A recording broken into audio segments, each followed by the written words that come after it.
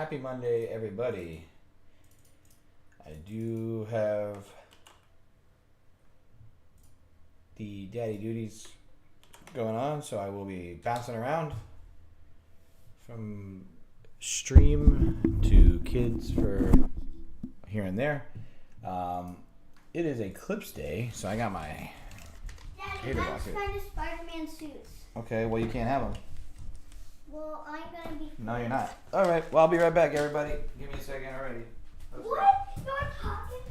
I'm on the stream, buddy. You want to see me on the TV? Nice. Get out of the room. I told you not to do that. No, I don't care if you found them. Stop moving. Stop moving.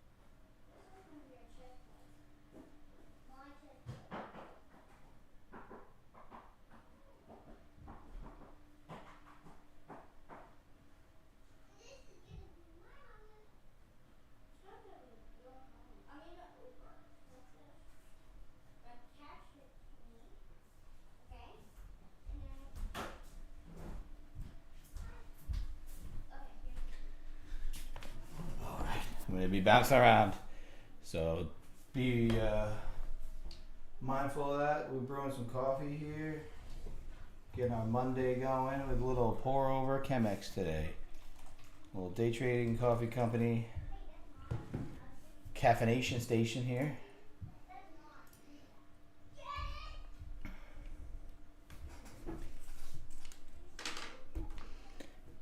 Happy ECLIPSE Day to everybody. Our plan for the day was these overnight highs, seeing if they're going to fail, rotating back down into the lows. Same deal. This failed here on the overnight. If we go over to this chart here, this is what I was mentioning in my write-up. We failed the 360 level on Friday on the rip up, pulled back, gapped up into it, failed it again, pulled back into 277, respected 277 all night. We rallied up into that 360 level again come 7:30, and now we're rejecting it once again. So seems like it wants to reject and not hold over 177. I am going to be mindful of the range.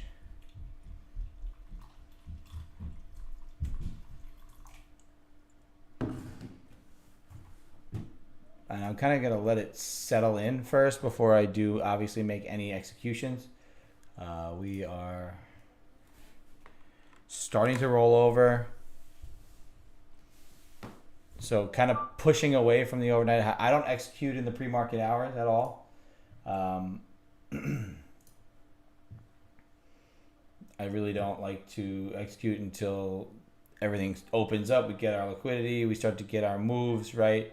We are seemingly pushing away from our overnight high. Previous day high is up in this area, and our overnight low is there, and previous day low as well below us down here where we opened on Friday. We kind of ran away from that on Friday. So that's going to be our range that we'll be looking at for today. If we do crack this overnight high, 360, we'll be cautious around that 400 to 408. See if it's going to fail that. If not, that should rotate us back up to 440 and beyond. But right now, if we're going to open here further away from this overnight high, I'm going to not be able to enter or execute anything until we either get to the overnight low or the overnight high. Anything close to VWAP, I'm not looking for that entry right on the open. And I'm also being dad today, so I will be hearing things crash, bounce around in the other room, and I'm gonna have to cut out in between. Just be mindful. Note that I am looking at those key levels. So really, anything in the middle is going to be a nothing burger anyway until that time comes. All right, we got our coffee brewing, almost there, and we're open now. Let's get it.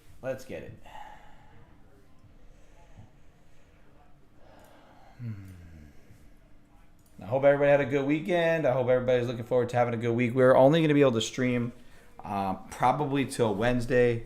I am going up to New York City for the Tradecaster Trader Meetup. For Friday and Saturday, we're doing some meetings. So it's going to be a nice little weekend for Tradecaster members. If you're in the area, come by, check us out. There's that rotation down the VWAP. Didn't quite make overnight highs. Now we're going to have to see what happens with this opening range trade here.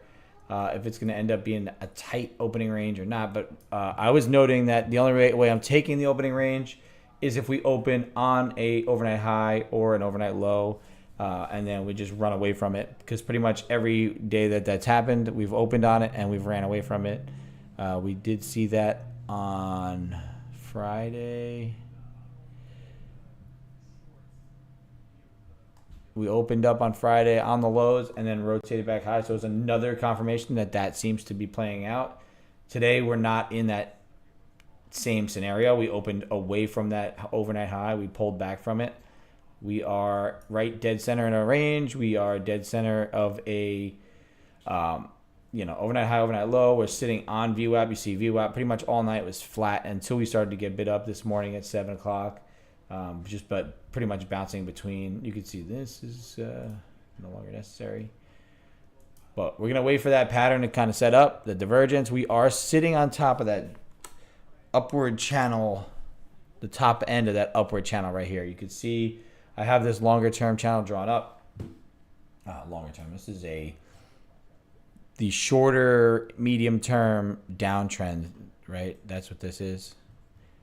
You can see that playing out there. Obviously, we've been breaking out of it, expanding the range of the last few weeks or the last week.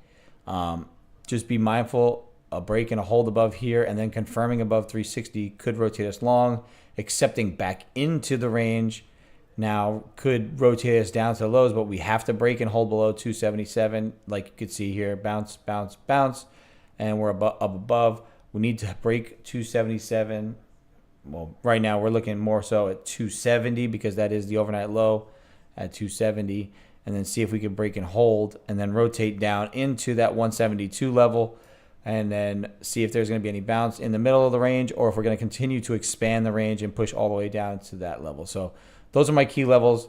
The play ideas here obviously break down from 77 and push to lows. If we hold 77 or 70 right now, and if we push into the overnight low, give ourselves a little bit of a divergence, even push down into this purple zone and rotate back up through the overnight low, I am going to be considering a long back to VWAP. Same on the other end, overnight high, same deal. Look to fade it if it kind of false breaks out up above, up into that 400. I don't consider taking longs completely until maybe the previous day high comes in. We come back and retest the overnight high and then break through that previous day high again. But those are the kind of scenarios that I'm looking at here. We're just going to be a little bit patient. I need to just check up on the kids really one more time quick, and I will be right back. Also got to get rid of this filter here. You no longer need this. I'm actually going to grab a napkin. What are you guys doing?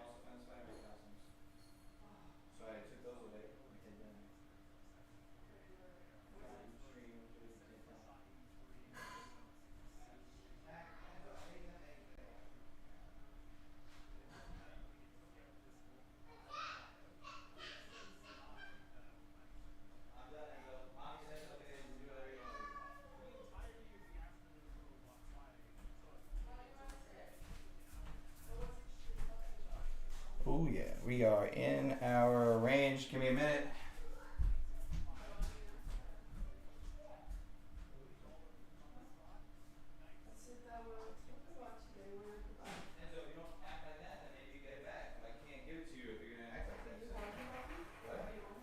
Yeah, hold on. I've been running back and forth. All right. Daddy daycare time. Gotta fuel up, please. Yes. Alrighty. All right. I'm gonna be watching this overnight low level, see if it's gonna hold or break.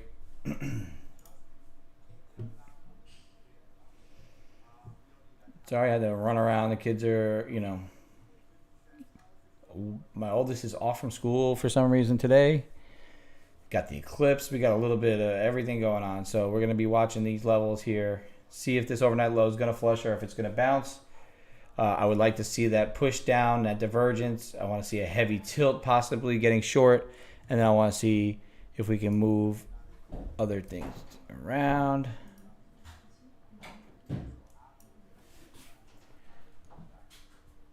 If Enzo wants to say hi, he can come say hi. Okay. You need a knife? No, we're good. Need a piece of banana? Oh. An espresso later? You might have to fix their eggs. I guess Daddy didn't do a good enough job on the eggs. Okay. He's not good. Okay. Did you need a banana maker? Sure. Espresso? Not yet. Yeah, I turned on the espresso machine so you can touch it. Like in an hour? Okay. All right. NVIDIA is breaking through 877. That was something I typed up. I managed on 168. It's bouncing on Apple. If you want to see some of the things that I typed up, my levels and whatnot, charting, click the link up in the alerts tab. It's the doc that I do my weekly write-up. I also have it. I posted it on YouTube. If you're on YouTube, click over onto the the bio of this and then click the link in there. If you're also on YouTube only, click the like, subscribe, all that fun stuff. Give ourselves a chance to grow. At the same time, head over to Tradecaster.com. The link is in the chat. It's a 7-day free trial. Once your trial expires, everything is still free. My room's still free. It's just you're going to have to start paying for some of the extra features and some of the paid rooms. But while you're in here with your 7-day free trial, check around, bounce around a bit, see what these other traders and streamers are going to provide you as far as value, and then come back in. We'll execute in here. We are getting a solid flush to the downside. It is a heavier tilt, but not super heavy. We're in the 68% range here, so could continue down. Not convinced on a bounce yet, but I did mention if we do get into this purple zone there, I'm going to watch for a bounce, see if something is going to diverge on me, maybe give me a wick off bottom, then start to rotate back through the overnight low to rotate it back higher. If we get back into the overnight low and then start to rotate back down through here, a failure of this purple zone leads you down to 200 and potentially into previous day lows. And this is all just based on that channel. We did break below 270. I would have loved for this to have popped up initially to give me that A+ setup, right? That overnight high failure. This whole setup is perfect. The price action is really, really nice. It just needed to be up a few ticks and a little bit later. Microsoft is pushing downside. Apple still holding the 168 level. I said if 168 fails, then the rotation lower probably comes in.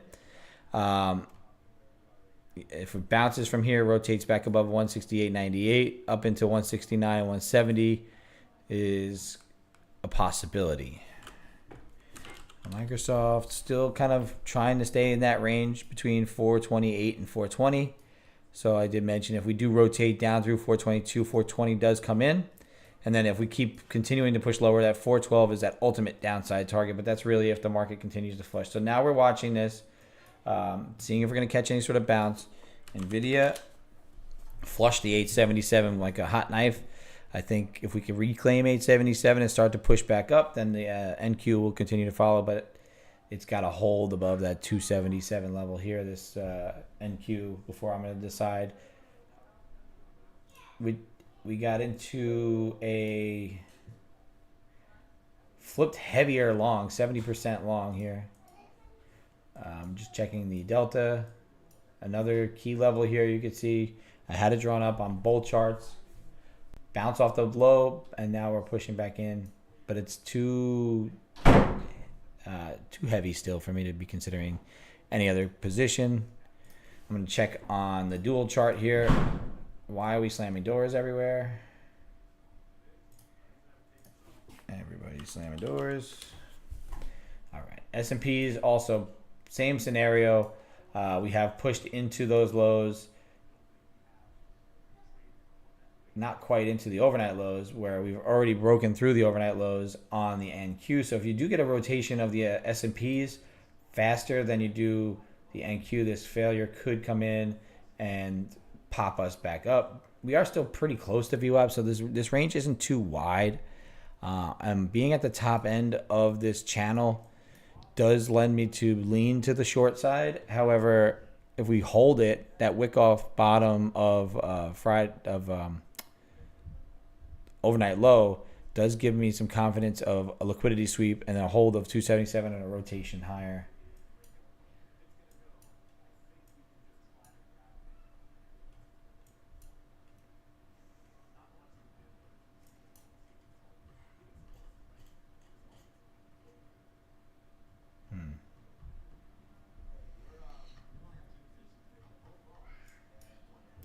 NVIDIA trying to come back up into that 877, but still holding below. So that gives me a little bit of a bearish sentiment. Being so close, VWAP being so close doesn't really lend me to have a great target on the upside, and having 300 right there as well.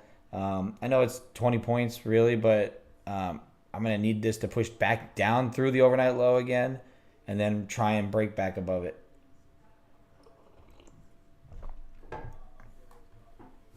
Okay. Right now, it still needs to set up a little bit more. I'm gonna go check on the kid real quick. Give me 1 minute.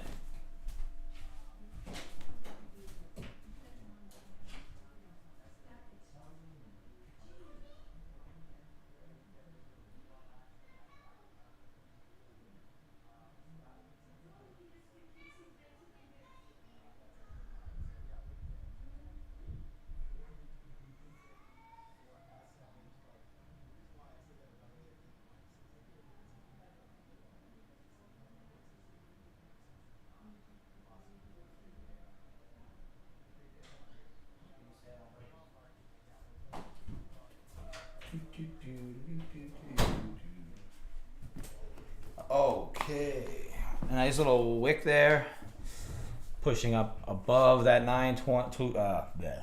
290. The realities of trading at home is you got to bounce around and you got to take care of responsibilities, but also be focused here on your trading. So it's a double-edged sword. Sub cream.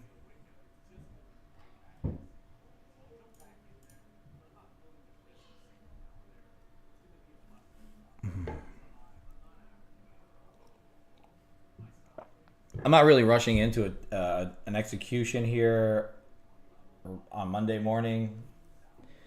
We had a pretty good week last week. We're really working on being patient, letting setups totally come into play, and then executing. I am starting to like the bit of divergence I'm seeing in the NQ versus the S&Ps. The S&Ps wants to tick up, and the NQ's not quite. So if maybe we can get a little bit of a manipulation down into that overnight low, we could possibly rotate this up if the S&P starts to rotate up also, because the S&P never got through its overnight low. The overnight low here on the S&P was down in this range over here at 52.36, and we haven't made it there. NQ made it through its overnight low and flushed it. So might want to wait till this 9 o'clock candle closes. We don't have any I've accidentally shrunk this. Give me a second. We don't have anything red folder today. We have a Fed speaker at 6 p.m., which is not going to do anything. And then at 10 a.m., consumer inflation expectations, nothing that, and then we have a bill auction at 10:30. The bill auction may give you some little bit of algo movement, but I don't think it's going to be really anything that's really that important. Kashkari, 6 p.m., going to be a non-factor because it's after the market's closed. Really just going to be mindful of these red folders come Wednesday. Like I said, another thing, tomorrow there's some optimism and some more auctions, but nothing that's going to affect what I want to be paying attention to.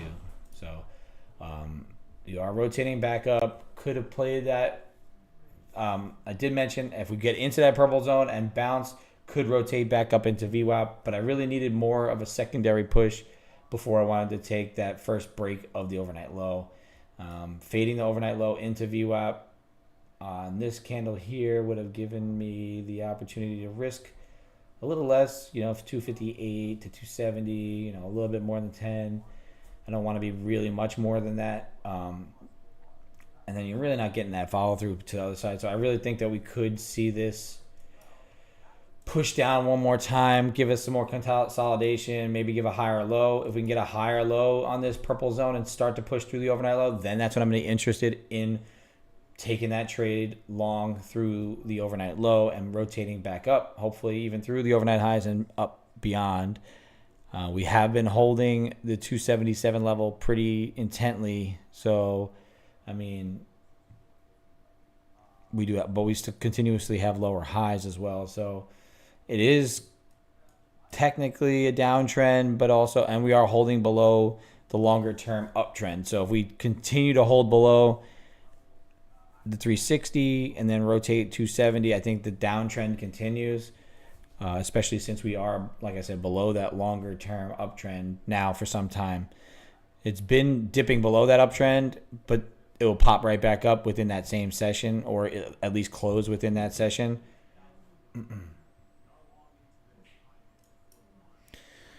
Still bouncing. Nvidia still trying to get above that 877. Not having really good luck yet. Slowed down some. It's not really moving much. Microsoft has bounced off of 423.50, dead center of the range between 422 and 427. Apple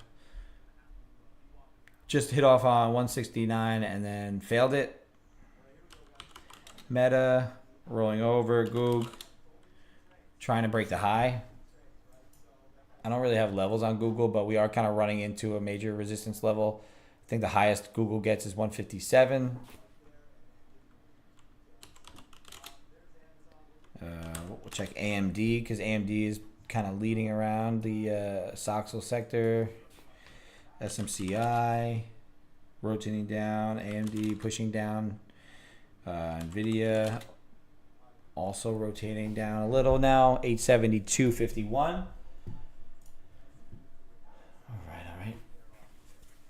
Trying our best to, like I said, be patient. We did get this initial move to the downside on open. I would have loved to have been able to execute that short, but really we didn't open near enough the overnight high for me. We opened pretty much really close to that VWAP, so I don't want to play anything right there, especially, majority of people are going to look to try and take a bounce off of it, and it just kind of cut right through. So nothing that I was looking for right there. I wanted to maybe get a rotation back up to that overnight high, then see what kind of price action we get up in that area if we're going to break and go, and then run up into that previous day high, or if we're going to do the same thing we see right now where we're running into this overnight low. Now we are holding below VWAP. We are looking to approach the overnight low again. S&Ps are now down below VWAP. We are going to look to be holding below 277, which is that nice key level. So all in all, everything seems bearish. Nvidia just broke lows of the day. Trying to take a short through the overnight low here could be interesting. But I don't trust it, like I said, because I think my normal strategy here might play. We may be a little bit range bound today on a Monday. A lack of data. I did mention that in my weekly write-up if you check out the link. I think that this week up until Wednesday really stays kind of rangy. There's not maybe some grinding action, some back and forth. But otherwise, Wednesday is going to be your red folder day with the news, right? You can see it. We have inflation on Wednesday, and then you have FOMC minutes at the end of the day. So that's going to give you some actual, reasons for the market to bounce around some. Seems like I said, today it's a Monday.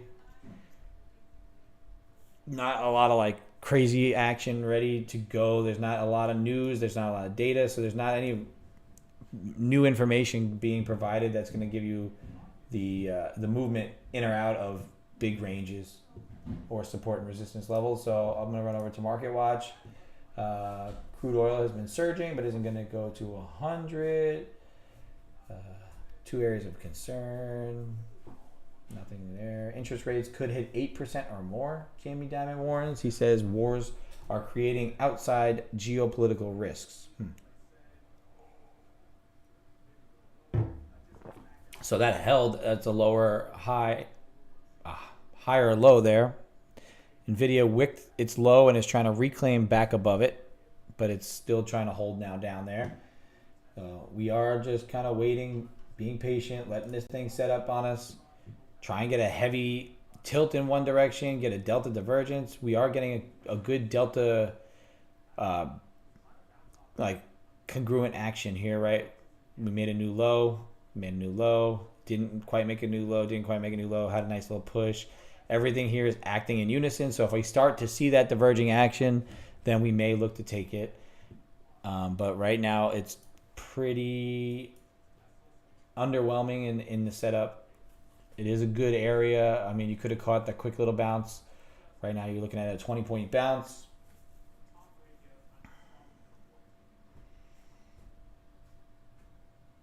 The hard part about taking the long so close here is that VWAP's not far enough away for me to want to be like, hey, we can take this long through the overnight low, because the first target's gonna get sucked towards that VWAP. Obviously, it just did, right? But is there follow through that? Is there a reason for it to go?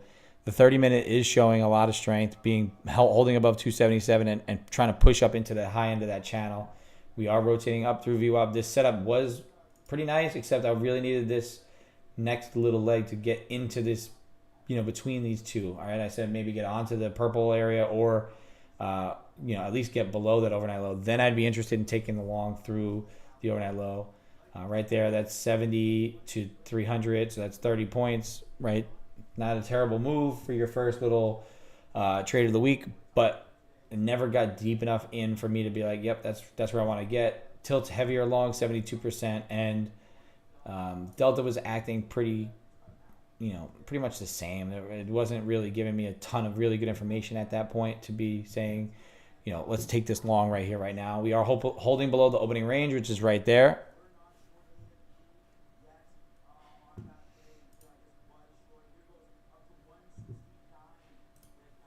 I know when I switch over here, this is the micro. We are trading on our 50K Express funded account. If we take some trades here and we decide that we're done trading on this account and we still got some time left in the session, I probably will switch over to one of the combines, see if we can get past another one while we are locking ourselves out of this funded account, right? We're going to try and continue to only take our A+ setups, wait for our levels to come into play and actually execute when the time is right. It seems like everything's been waiting about an hour a day, a little bit more than an hour for me to get a true good full setup where I want to actually execute. This would have been a nice one here, like I said, but we had this plan coming in. Hell yeah, good job, Ray.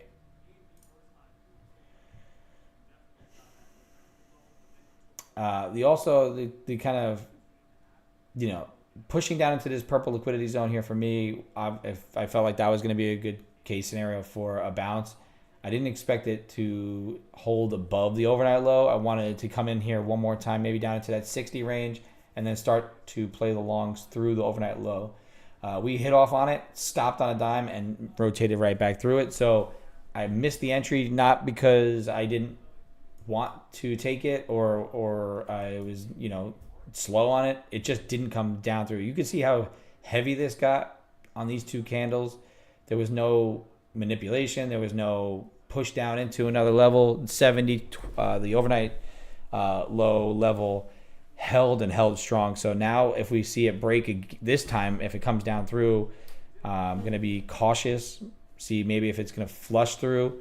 If you continue to not crack this low here, then like I said, I'll play along through the overnight low.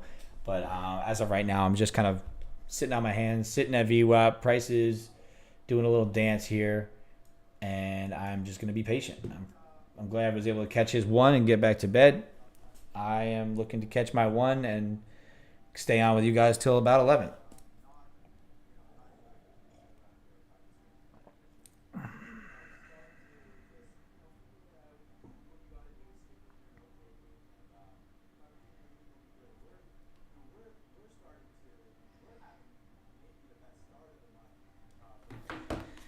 S&P's is holding above VWAP while NQ is still holding below, both on the 1 minute. NVIDIA is just kind of, it flushed down through 877 right on the open and then pushed up, and now it's flattening out, low basing here on a 5. If it does crack the low again, I'm going to say that 863.74 comes in, and then the flush of these equities starts to push a little. Let's see. Apple trying to get above that 69 level again and failing one more time. Microsoft catching a bid, looking to rotate. You can see here this Microsoft chart. We popped right through that overnight low, pre-market low, and then even Friday's support level, flushed it and then bounced right back up off of it, catching a bid. And it's still showing some relative strength compared to the market. The market pulled back. Microsoft pulled back to flush those lows, and it's rallying. The market's more grinding here from these lows. So if the market does start to catch a bid, then Microsoft could look to push up into that 427 and beyond. If it does continue to fail and roll over, then Microsoft might not be able to follow through that 427 level. AMD, NVIDIA, Apple, Meta. Apple just broke through it, so it's trying to catch a bid. And it seems like that Apple and NVIDIA still kind of holding that slight divergence here. I mentioned in my weekly write-up that I wanted to see if Apple would start to recorrelate more so with the market. See if we catch a bid. If Apple starts to build up here above 169 and rotate up higher, if we could break through those pre-market highs, I want to see if the market's also going to react in the same way, right? I want to see this NASDAQ, see if these S&Ps will react to the Apple trade better than it has been, right? Apple's kind of just been decorrelated or disconnected of late.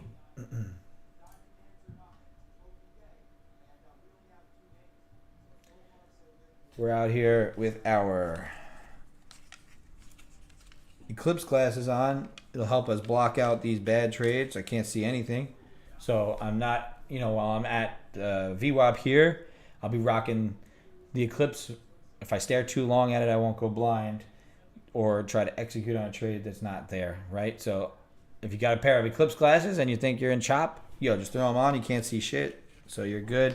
And you're not going to be able to execute on anything because you can't see it, right?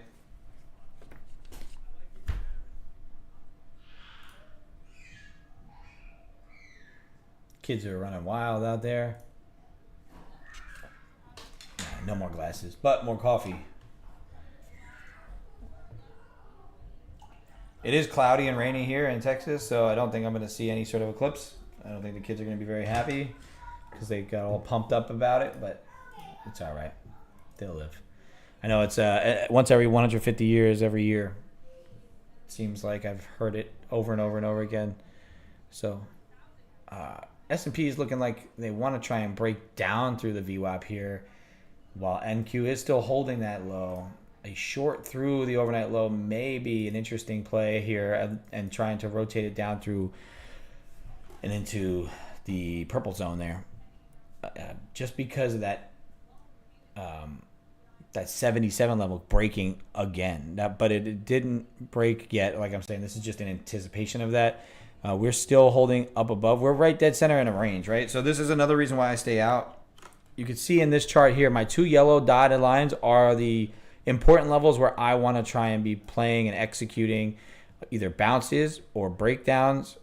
Same here. Resistance. I want to see if I get a failure here or if I'm going to break out of this area. Right now, I'm still kind of middle of it. I am holding below this shorter term downtrend, so I am sort of in a bearish mentality, but we're right on VWAP. We're right dead center here of this range. So until we get off, either up to 60 or down back again through 77, I can't really be interested in executing anything right here dead center. We're at 300, so 300 is a key level. There's going to be some chop in here. You can see everything in the middle is choppy, but once you get to an extreme, you get a wick and you start to rotate to the other end, right? Same thing is kind of happening here. We got down to the bottom, flushed it. Are we going to rotate back up to 60, or are we going to break it finally and push down? It's really going to kind of just depend on how the market feels today. But that's the reason I stay out, mainly is those levels, and then I act on these intraday levels that I have drawn up, right? That overnight low, overnight high, previous day low, close. Those levels are important to me because that's where price was most recently and had the most recent transactions at. So it's going to be the most fresh in traders' minds and market makers and whatnot. So that's why I use it. 9:03 a.m. here Central Time. We can execute now again that the hourly has closed. I'm going to just throw this sweatshirt on because my air conditioning is a little high. If this cracks, this little trend line, I'm going to be watching that overnight low to see if it's going to break. If we can hold below it, then I probably will look to go short down through that purple zone. I'll go short through the low, but down through the purple zone, it would be the first target, and then hopefully down into the 200s, because that would mean that we're going to be holding below that 277 level that I was talking about on that other chart.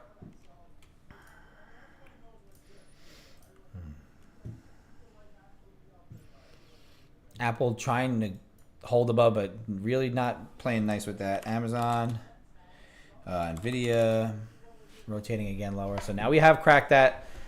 Longs are still a little bit heavy, so they may push this lower. If I do start to get close to this overnight low, I'm going to be mindful, see if there is any delta push, right? Delta's trying to make new lows. Price is not making new lows. So if we can get down through this 270 level, that is that area, that overnight low, that is important, right? So if we can get down through here, this probably does crack and flush.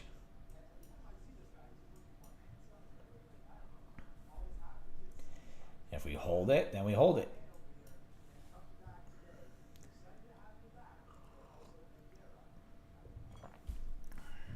I want to break and I want it to hold this overnight low.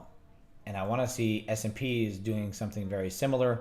I actually want the S&P to lead us. I want S&P to break the low of this little area here, because then that shows us on the NQ chart that we need to catch up. We need to get down below it, because now S&P is going to look to approach its overnight lows.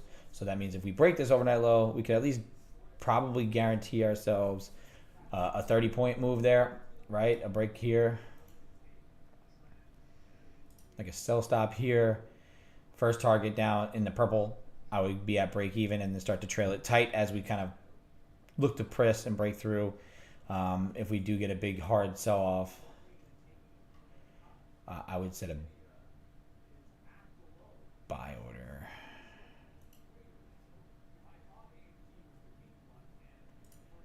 Right? Something like that. But I have to wait till I get a little bit closer to it. Just going to be watching these levels, watching this delta, see if delta is going to break down.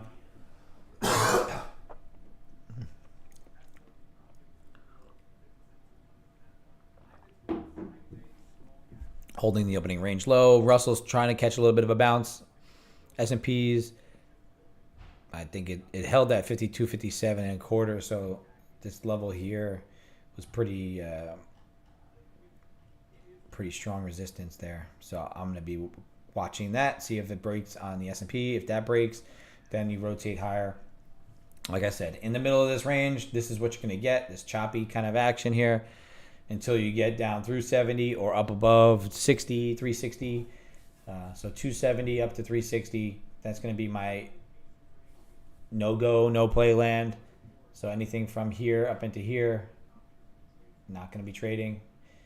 But if we do crack this overnight low here, I will execute a short down through the low.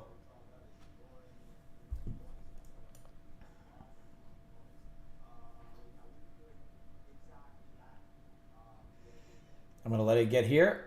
I'm going to see if I can get a close, and then I'm going to try and enter.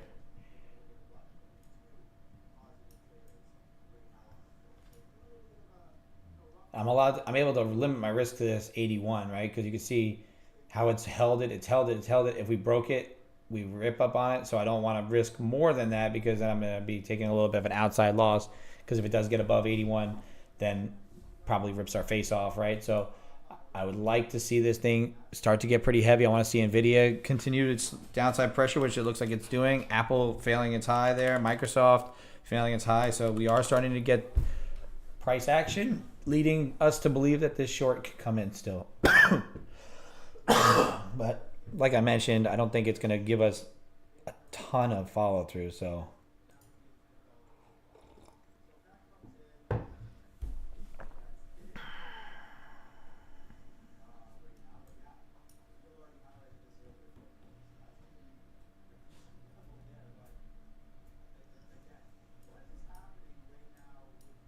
holding 81s.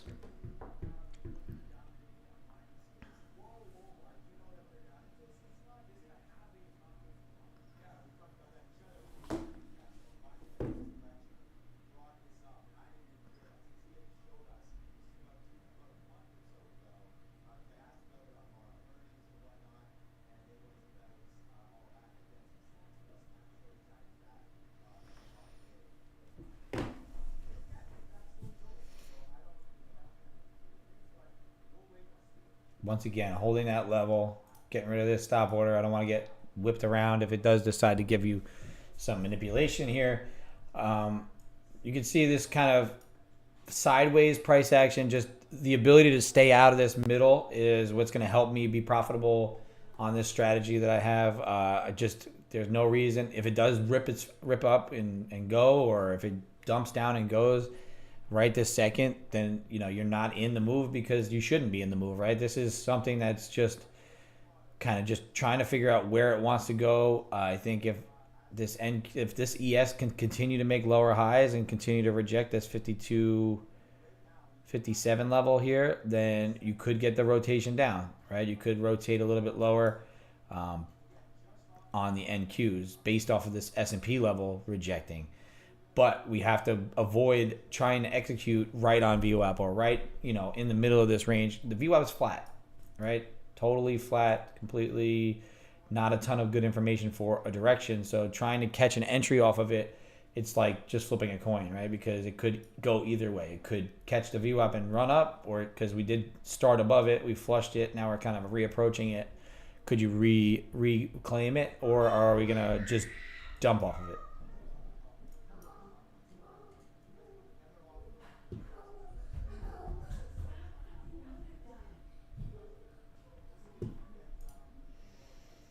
Anybody on YouTube, if you're interested in Tradecaster.com, head over to there.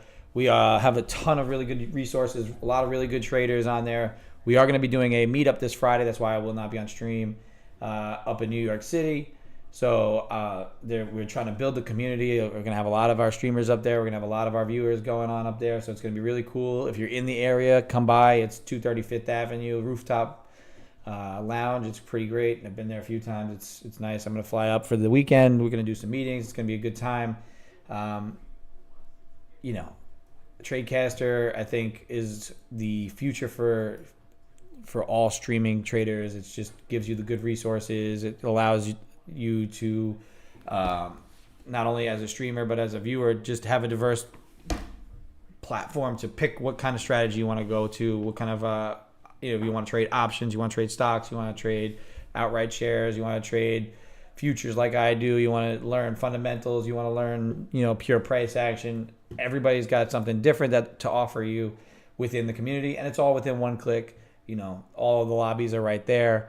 And while you're in your free trial, you can check everybody out, see what you like, see what you don't like, and make a good decision. But the link is in my YouTube chat if you, like I said, if you like it, hit the like button on the YouTube, hit that link, and just check out Tradecaster, see what you like. Click around, make a free trial. It doesn't cost you anything, no credit card information, nothing like that, until you actually want to purchase and become a paying member of the community. But you make that decision when it's time for you.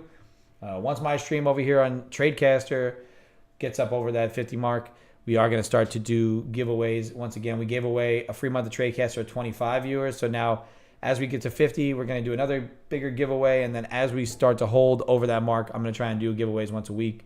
So it'll be a very interactive giving back. I'm not looking to go crazy with keeping things to myself. I want to give back as much as possible and give people reasons to want to come in and join the stream other than sitting out of price action that seems to be middle of a range, slower, lower volume type area, right? So if, like I said, I'm trying to keep you out of your trades by talking to you if you're or out of executions that I don't normally take. If you take these trades, if that's in your setup, if that's your playbook, then go for it. I'm not going to stop. Obviously, no one's going to stop you. This is you and you.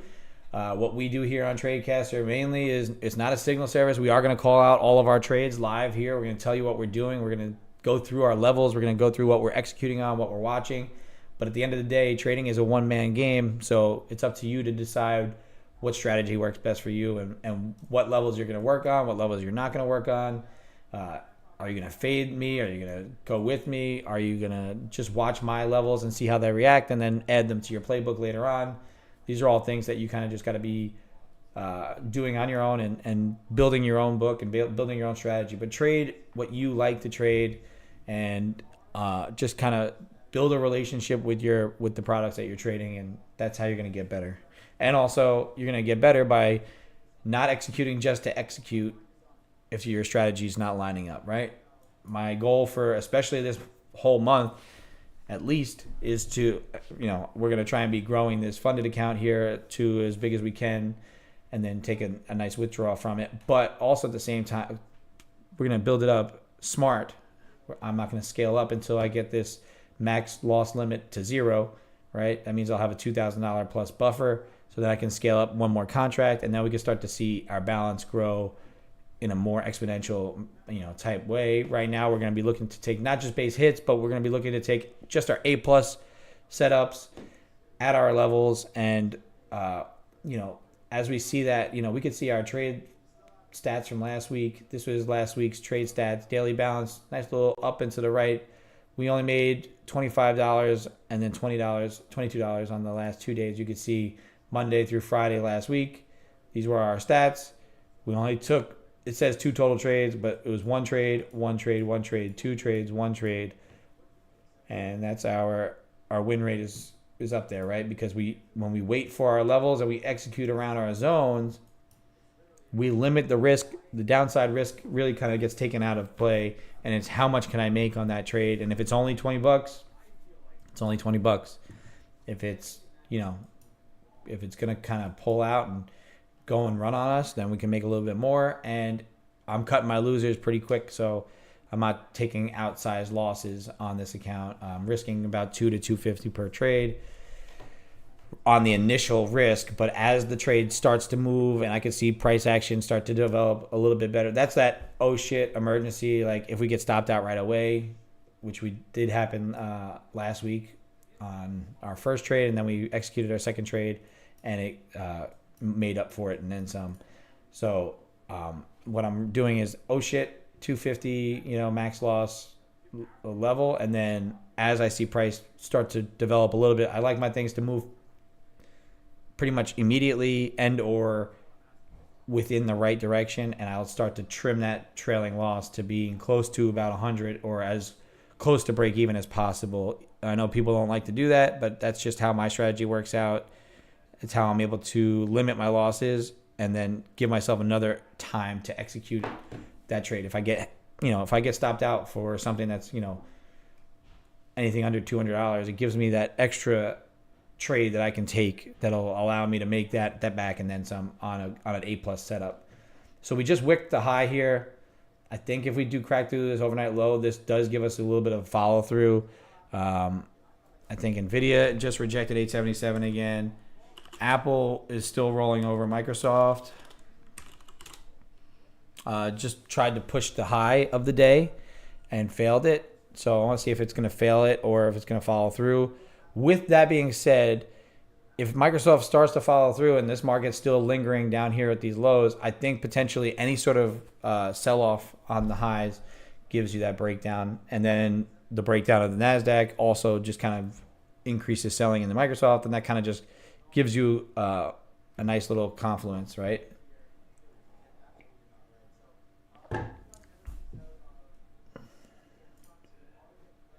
You can see this grinding price action to the upside. Delta is sort of flat, not making new highs in Delta. Price tried to make new highs, whipped off. Delta did not. So we are starting to get a little bit of that divergence. You're starting to see less and less buyers come in here, and then you got more and more selling coming in. I think if you're a VWAP seller, this could be an area where you're interested. I didn't mean to do that. But for me, like I said, I play those overnight levels. I want to see this overnight level get cracked, and then we could actually get a good follow through, like a nice little volume candle, push, and be right within a minute or two, and move on to the next one and look to see if we get the follow through, or if we don't. If we get follow through on a break of the low of the day, I do anticipate that 200 level coming in.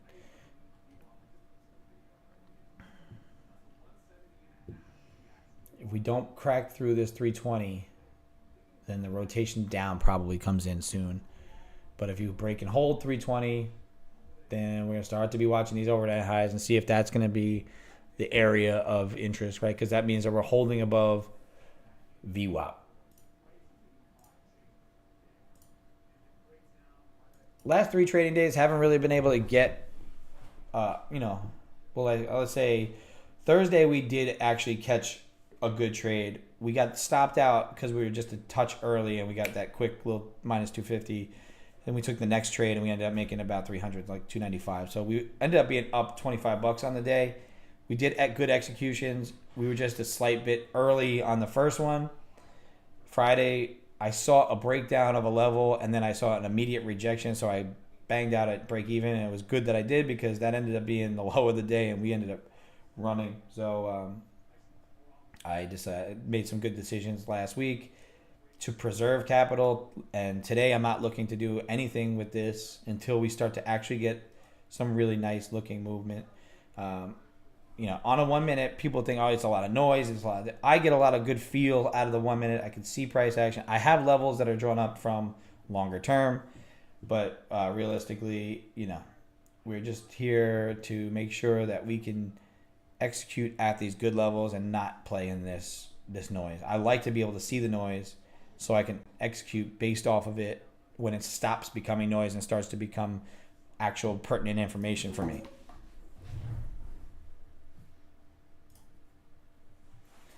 Yeah, a little bit. Like, I do like that little bit of a rising wedge. I like that on my divergence strategy as well. So if we're not getting, I don't usually draw it up. I kind of just look at it, right? But to just give a visual, you're getting that diminishing volume pushing to the upside. You're getting that lack of follow through on the press.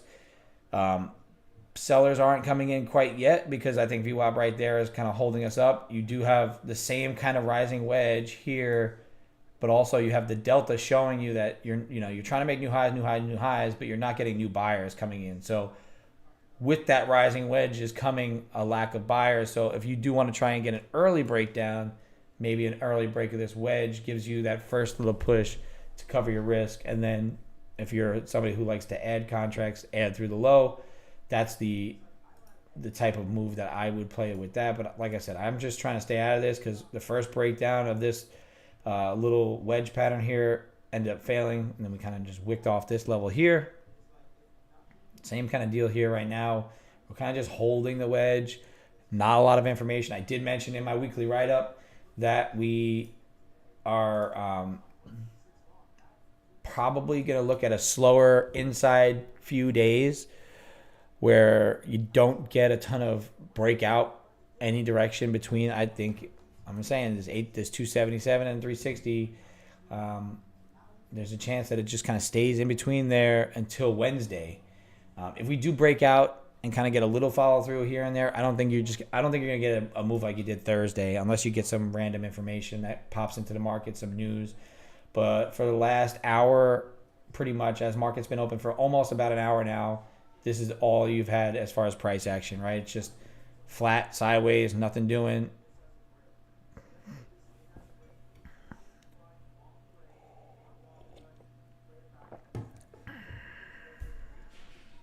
Deck's calling out some squeezes.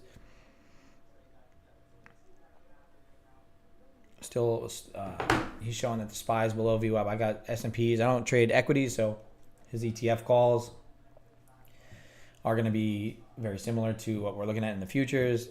S&P holding below here. Like I said, that 27 level, if it breaks above 27, then you're probably going to get a squeeze pop.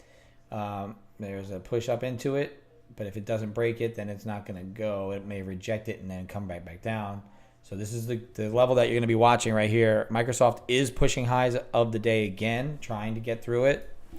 So market's kind of playing with that. But NVIDIA, let's see, I'm sure it's not as strong right now. Still holding below 877. Apple, still below 169.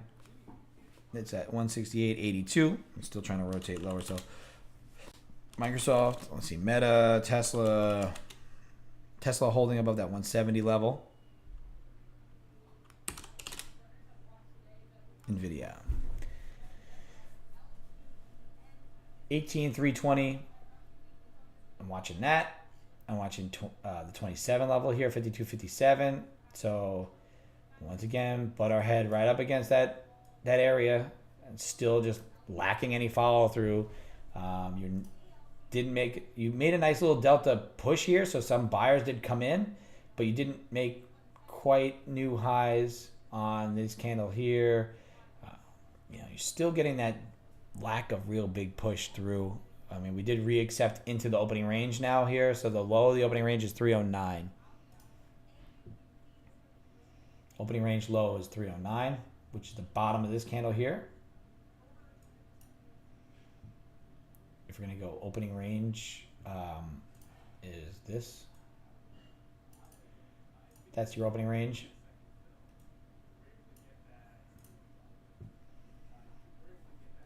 My opening range is 1 minute. Some people do 30, some people do an hour. Just all depends on what your idea of it is. I tend to get reaction off that first minute.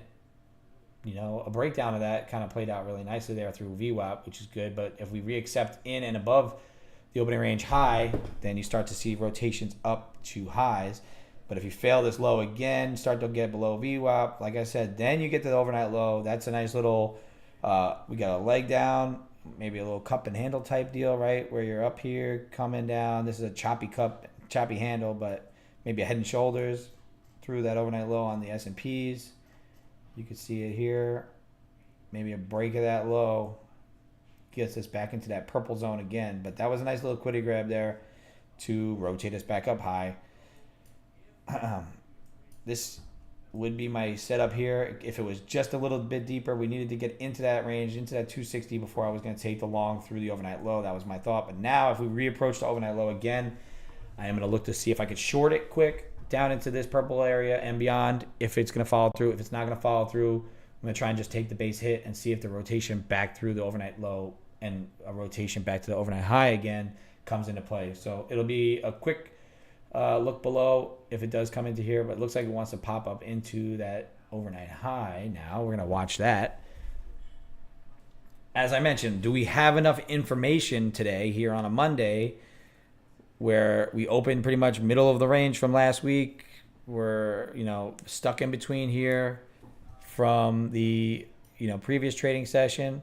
So is it going to stay inside this zone here between those two levels, or are we going to break out from this and get back up into that 400? And if we do get into 400, that accepts us back into that longer term uptrend, and do we make new all-time highs?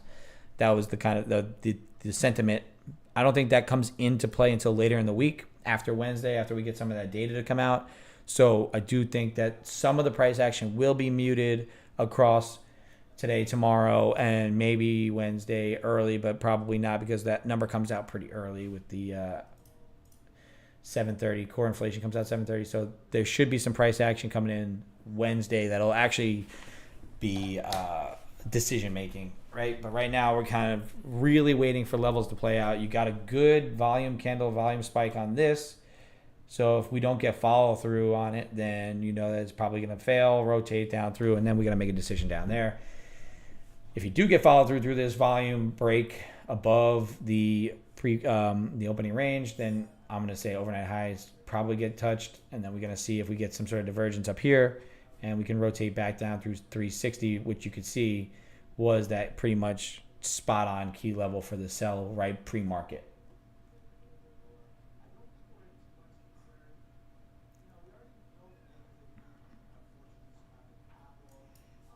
This is why I don't execute around here, because like I said, everything seemed a bit heavy. Everything seemed like it wanted to go short, and then NVIDIA popped off, grabbed a little bit of a bid, and now trying to push above 877. You get the same type of deal. NASDAQ pushed down, got heavy, then decided that it's time to go, and we're moving on up. It's going to be grindy. These 1 minute candles are going back and forth and staying pretty tight. So I'm just staying out until I get closer to overnight highs, maybe even previous day highs, before I actually make some sort of execution up there. But like I mentioned, this setup here was pretty close to being my setup, but with it hitting this as a wall and not giving anything down into here to grab any liquidity below it to rotate through, didn't convince me that the long was in quite yet. Came back to it once again. Didn't quite get below it. Now, if we get below it, I think it's gonna, if that level breaks, that 70.25 level breaks, then you're gonna actually get some volume pour in, and then there may be some stops here that might get run. So you at least get a push, hopefully closer to that low of the day. Then if you break low of day, then I think sellers are kind of coming in pretty hard. But to get to previous day lows, that's gonna be a pretty nice move. And I don't know if we have enough of that. I don't know if we have enough in the day to get there. Not enough time, not saying enough time, but I don't think there's enough participation that's looking to take it either direction after that. Because we did get a big move down Thursday and then a recovery on Friday, and now we're more of a rest day.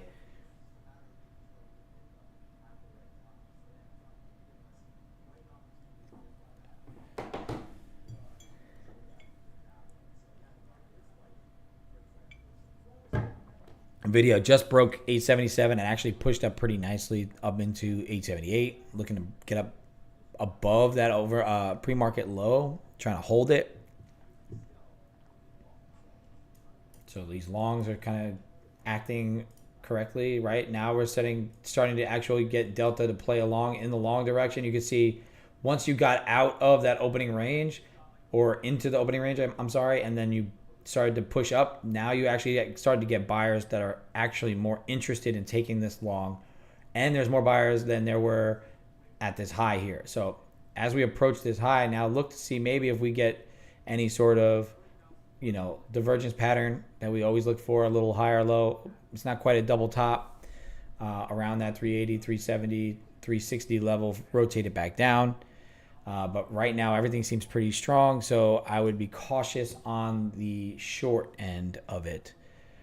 But could just continue to stay rotational, right? Low, we broke high of the day, broke opening range. Now looking to press into overnight highs. If we get a similar price action like we had down here, up here, you know, maybe a push up into 380, a wick off high, come back into overnight highs, test it again, fail to break it, get lower highs in delta, get a heavy tilt, then you fade that overnight high again down into the lows. That can give me a more rewarding setup, because the first, you know, we're trying to get back down to VWAP on that failure of the breakout. So that gives you a little bit more confidence and a little bit more return on your attempt, when you can limit your risk also a bit, because any sort of break above gives you volume, and it'll probably continue to break out. So right at 60 again, it's another key level of mine. So, but I want to see it get attempted to break. I can't just take an immediate, like, you're not going to limit in here and just go.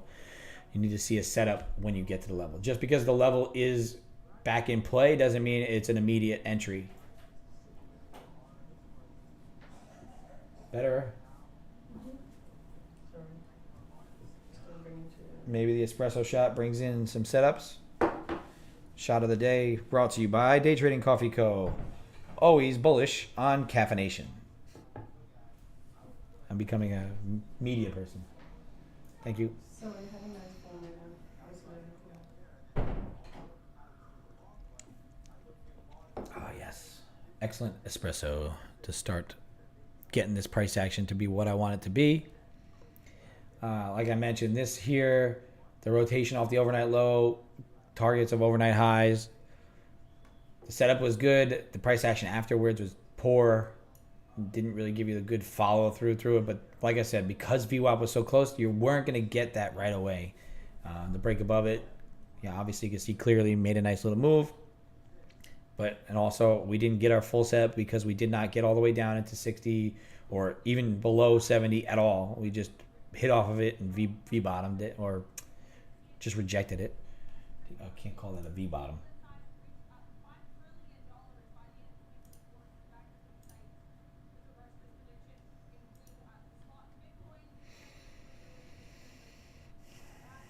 Right back into this consolidation from pre-market.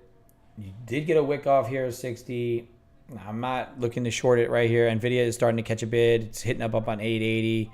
As I mentioned, if we do hold above here, above 77, you could start to see this thing rotate back up, making maybe new highs a day. But it is far off from that. So if Nvidia does start to sell back through that level, then maybe we get to roll over. Microsoft just tagged 427.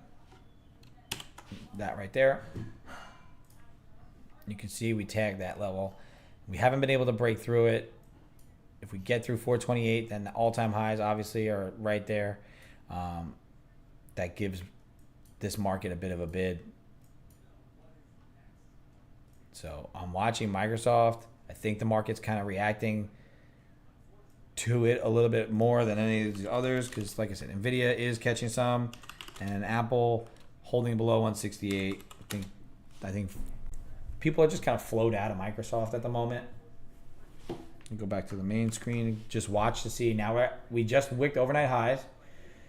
Got a delta somewhat just continuing to push up. So I'm not really getting a divergence yet. I need to get maybe a setup here where we get push up, maybe try to break that high again, and then fail that high. Maybe push into 80, wick 80, and then we can get the short idea going.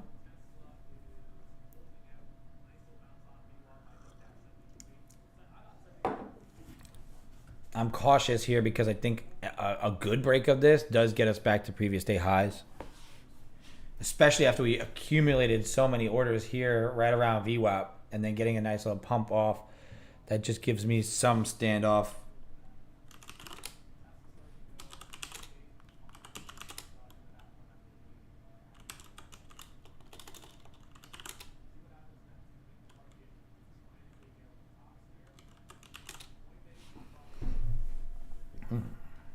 It's a good pullback there, showing that we do have some resistance there on the overnight high. Delta didn't pull back as hard as price did. We are still sitting above that one standard deviation above VWAP. So this secondary VWAP here kind of holding this up.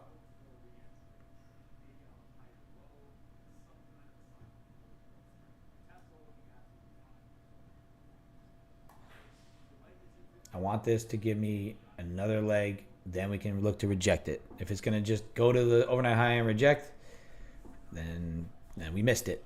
But A+ setups for me require a bit more patience than catching the level immediately and then running down.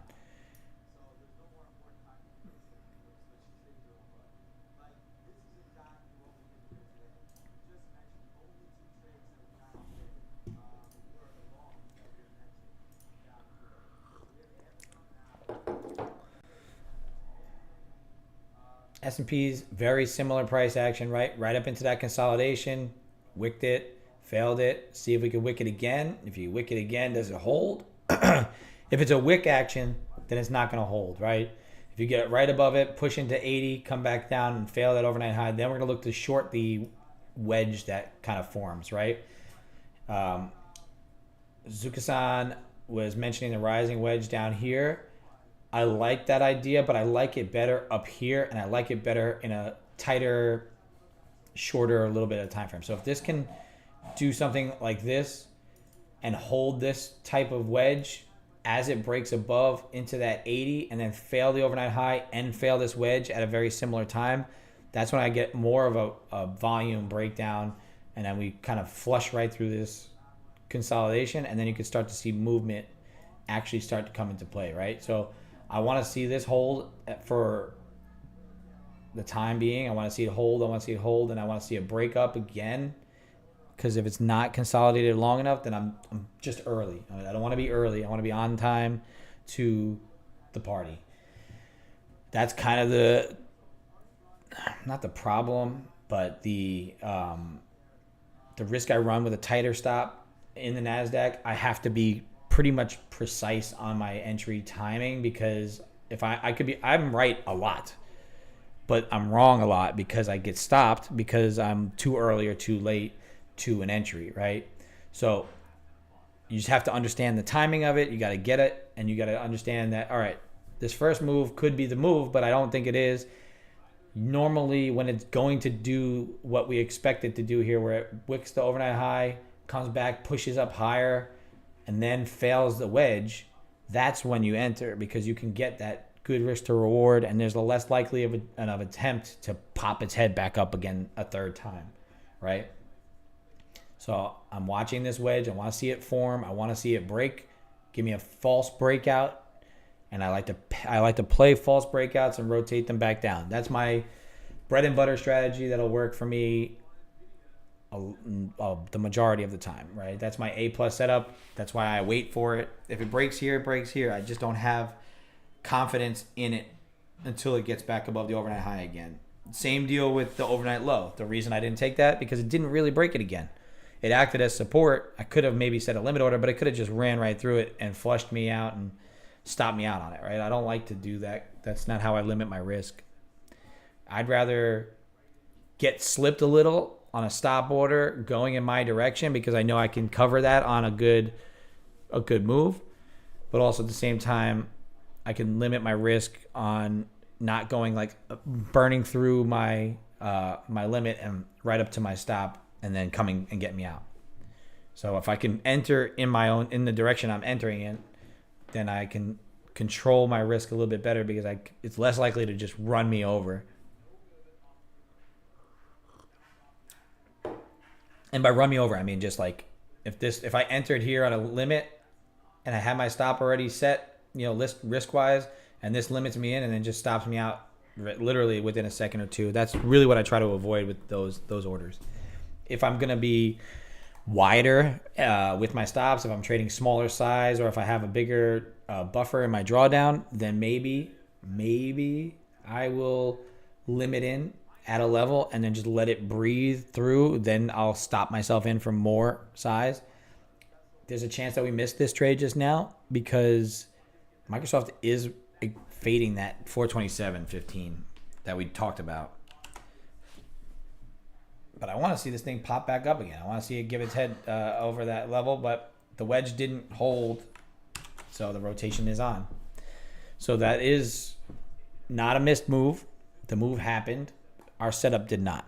So I'm going to sit here until my setup happens. I'm not willing to hammer buttons. That's not my game, and it is my game. It's everybody's game. Hammering buttons and making money is the game. But that's when I know I start getting myself in trouble. If I hammer in because, I missed this. I got to go short now. Now it's going to go long and stop me out over the high. And I'll be like, oh, man, it's going to be long now because I just got stopped out, so it's probably going to be long. And then I'll get long, and then it'll come back down and do exactly what I thought it was going to do, but at a later time, right? So don't chase it. If you miss it, you miss it. Don't FOMO in. Look to hold and wait for your good setups. If they don't come into play, they don't come into play. This here could be a stop run, right? But if it continues down, watch this 39 level. This is the opening range high, right? So if it holds this, my wife is running the espresso machine milk steamer, and I thought it was the kid screaming, so I had that initial pause, but it's just the screaming milk. No screaming milk will be tended to.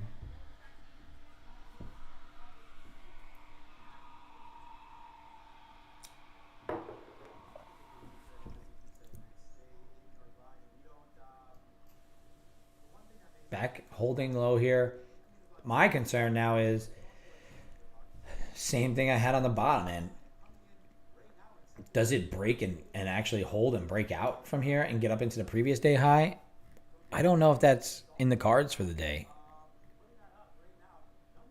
I think our failed breakout idea, keeping us range bound in a day like today, could be the bread and butter, I think, but it seems to be maybe it's just going to fade now, right? It's just kind of like, it's not giving you a good bounce play, but it's also not giving you a good entry for a short. It's kind of just rotating down.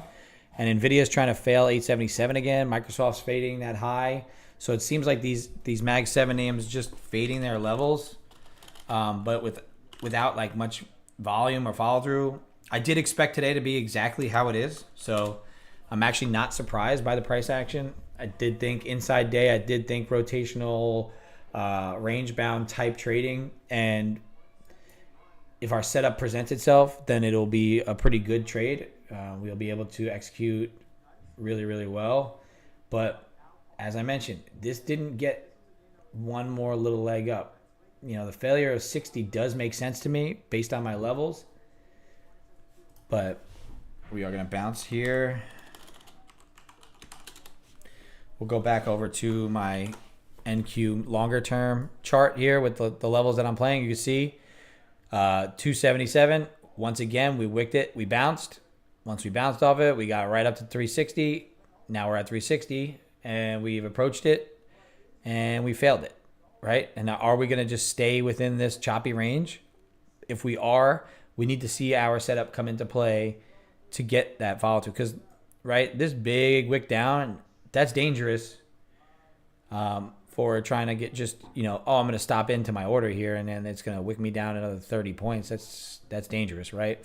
So we have to look for our setups to come in to get us set up and ready to go. But if this does break and hold above 360, that previous day high of 400, 408 could be a good area to look for another short. Because I don't think a lot of continuations on the table for today. And that's just my thought on the day as a whole until Wednesday, where we get some of that information to come out.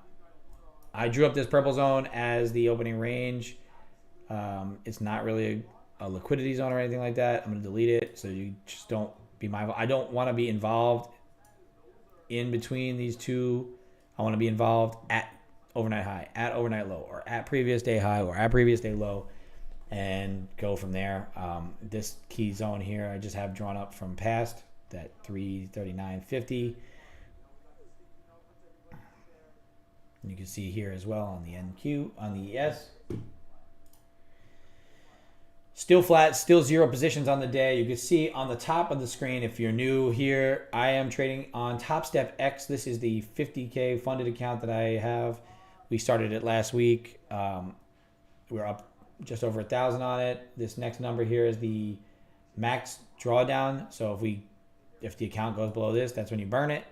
We're working to get this number to 0. Once this is at 0, then we're going to start to size up. We'll add a contract to our trades. I like to be able to have at least 2 on so I can scale one off and let a runner go. That's when I could really start to let my profits grow. But until then, we're just going to continue to take our hits with our one guy and kind of move on. This next box here is our realized P&L for the day. Right now, you can see it's 0. We have executed 0 trades. We have no P&L. And then unrealized is if we're in a position, this is going to bounce around. And then this bar here is going to give you your max daily drawdown limit. So if you see some yellow in here, it approaches that $1,000 daily max drawdown, which we hope to never hit. I'm going to lock myself out if I come into 2 losses, and my really 2 straight losses puts me down 500. And at that point, I'm going to just say manual lockout and not be able to execute any more trades on that account. So just our goal for this account is to not hit off on that max daily drawdown unless we are, have a nice little buffer here. If this buffer is maybe $5,000 or so, then we can look to, if we do risk a little bit more on a trade on accidentally, get closer to that limit. But it's more so just calculating the risk to the account size. So I'm just going to be transparent about that for the future. We are holding these levels, right, as I expected this blue line to kind of hold. Either wick down below it. This is the opening range high. This just happened to be coincidental or not, depending on how you look at the markets.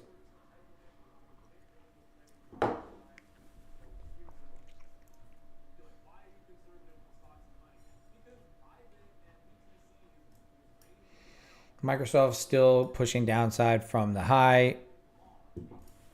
Apple, as I mentioned, just sitting below 168.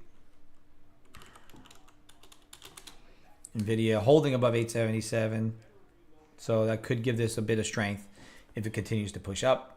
If Nvidia breaks the high of the 881.40, then this market probably gives us another leg up. Still haven't taken any trades. Still flat on the day. Just waiting to see if I'll wick off this overnight high again. Look to fade that short and get some selling come in. If we fail and roll back over to the overnight low, going to look to see the same deal. Yeah, really slow from the morning dump. And to me, I never quite got to the overnight high pre-market. And I didn't open up on it. So I didn't take the opening short.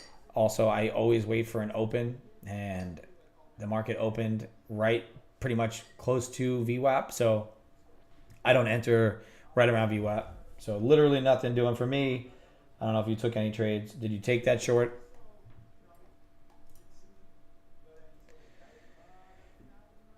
Yeah. Put your glasses on. It's eclipse day, even though it's super cloudy out there.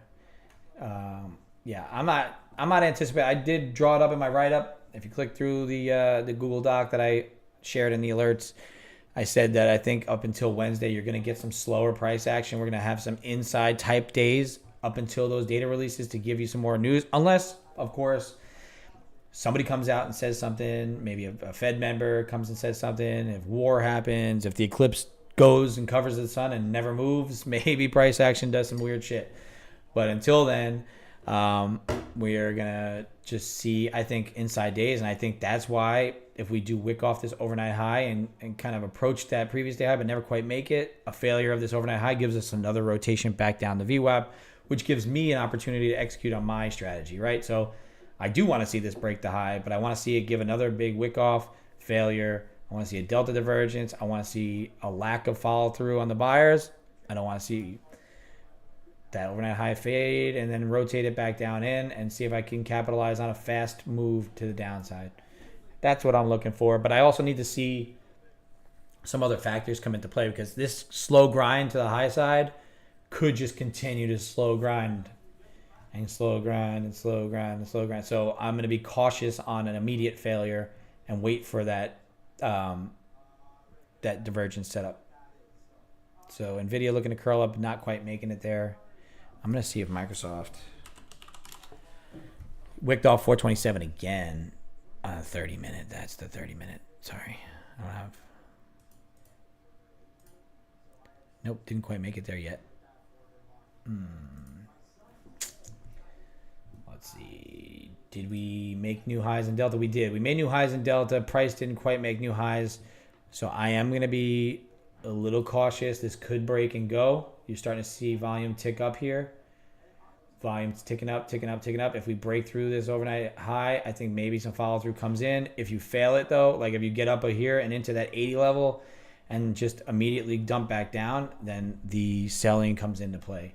But right now I'm not looking to jump in front of it. I think this breakout high a day break holding above this consolidation gives me some caution on my, I don't have a full A plus setup. I'm currently lingering in that A minus territory with the delta not confirming what I'm looking at. It's kind of acting exactly how it wants to. So I want it up into 80. If it can get up into 80, then I'm going to be a happy guy to start looking for the short through the overnight high.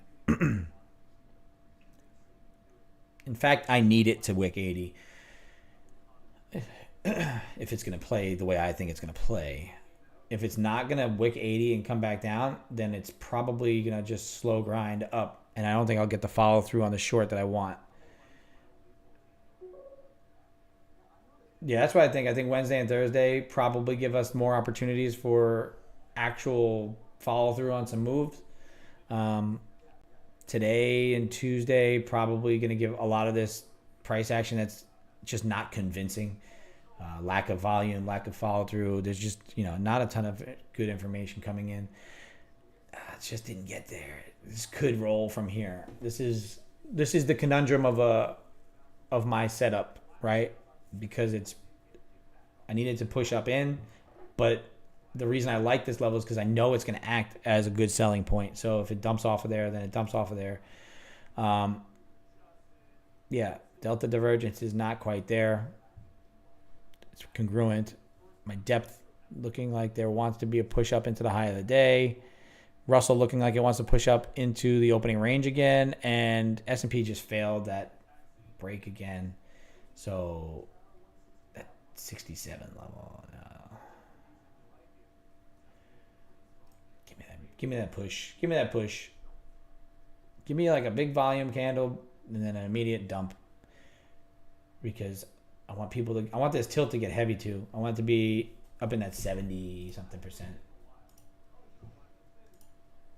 %. You can see butting its head up against here, butting its head up against here. People are thinking, if it breaks here, I'm going to get long, I'm going to get long, I'm going to get long. And as a market maker or somebody looking to get short here or larger size, potentially looking to get people to try and get themselves long to immediately melt them off. And that's why this setup to me works good, because a lot of the breakouts fail. And me attempting early on to be a breakout trader and learning that I am not very good at it. So I continuously would take a breakout and then it would fail it and it would fail it and it would fail it. So I'm like, all right, well, let me see if I can develop a strategy that kind of plays into that failed breakout idea. And so this is where that's kind of come to life. But this is holding that high. S&P is holding the high of this level here.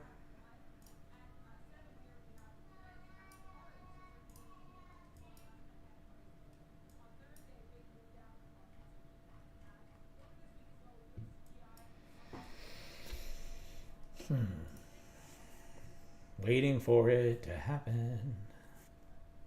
Another bump up against it could give you that opportunity to see if the long is going to break out and come back in. That's what we're looking for here. Diminishing delta, right? Delta's ticking down, so we are starting to get that. If you get a whippy action and you don't get delta to play along, then that's actually exactly what we're looking for. So if we can get a big push here, break this high, then we're going to set a stop. Sell stop there, and then wherever that comes into play, then we're going to look to catch a quick short. So I'm going to give you the old alert symbol. Whoop, whoop.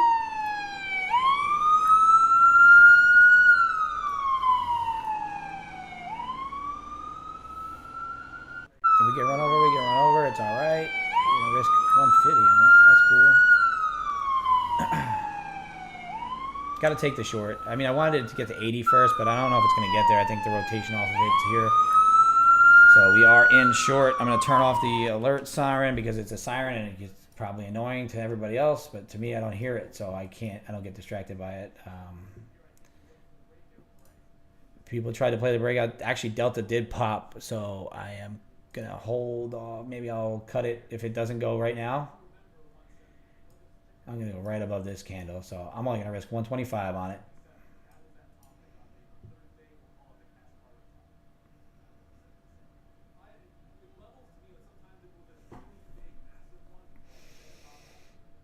Need to see if we can break through this 64. If 64 does break, then the rotation all the way down could happen. I would love to get it to VWAP, but that's really going to be asking for a lot right now.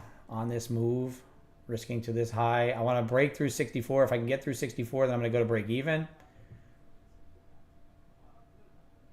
Get through 64. There we go. We're at even. It's a free trade. So if it does want to rip up now, then I don't care. I'll be out for $10, covering my risk. But if it melts now, this is our short idea. And then as we approach down through these levels, it should go fast. That's why I want to be quick with it, right? I want this kind of level to break down. The timing of it is perfect. There we go. Going to risk there. And now I'm just going to trail it as we go through 64 is that breakdown level. Actually, I would like to keep it. Yeah, I got myself stopped for $77.20 on that. Could have risked to the high and kept it there, but I wanted to get this to move fast and now go. It probably will go here. The setup came in nice. So this is how I limit my risk. It is what it is. I'm cool with it. Just based on the way it rotates through the day, I'll take $77 and we'll look for the next entry criteria. So there's that good quick little base hit. I only risked 100 on it. I could have left the stop there, obviously, at break even. I was trying to move it back to break even. I kind of moved it just a tad quick, but it is what it is. We got out as we kind of anticipated a push up. A little too quick on the trail there. I'm going to be honest with that. So I wanted to give it to break even for a couple more seconds, but I'll take $77 and we'll look to see if we can catch one more good one. But that's the kind of setup we're looking for, right? We're looking to see we get to the overnight high, we come back down into it, we come right back to it, and we break out, but we fail to hold that breakout, right? We want this breakout to, if this is going to be a true breakout, it's going to stay up there, and it's going to close up there. The fact that it wicked this high, gave you a good little manipulation candle to get people involved, tells me that the short wants to come in, and we want to revert back down into the mean. Yes, this consolidation got me interested in trailing my stop kind of quick. I did get a little too tight with it, man. I would have probably liked to have been break even and then now have been down at 64. Either way, I probably would get stopped right here for the same dollar amount anyway, based on the way this price action went, right? So, was I too quick with it at that point? Yes, but realistically, it seems like I probably would have got stopped out based on my trailing rules. Anyway, right there. It was an $80 short with a $2.80 fee, so that's why we're at $77.20. I'm in the base hit game right now. Like I said, until I can build this buffer up to this max drawdown to 0, I'm going to take my base hits and go. We got stopped at 366. So, yeah, I would have got just probably not out at 366 unless this candle comes back up and pops us off. As I mentioned, though, like I said, I said it would be nice to get the price to VWAP. I didn't anticipate that it would be probably happening on this breakdown because of the way the moves are happening today, the way the volume is coming in. Everything that's going to be a move is very slow and manipulative, like not manipulated. It's a grindy type action. You're not going to get a ton of follow through, right? Same thing with this overnight low fade. Came down, broke it, sat on top of it. If you wanted to take the long, it took quite a bit of time for that long to actually kind of play out when normally it's kind of a good move like that off that level. Now we're into a third touch of this level. If you do get another failure of it, I would be more interested in it breaking down that 60 level. That 360 is my key line in the sand.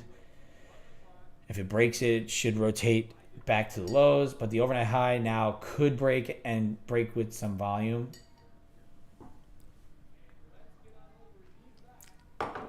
And like I said, you could just kind of grind your way all the way back up to the previous day high. So,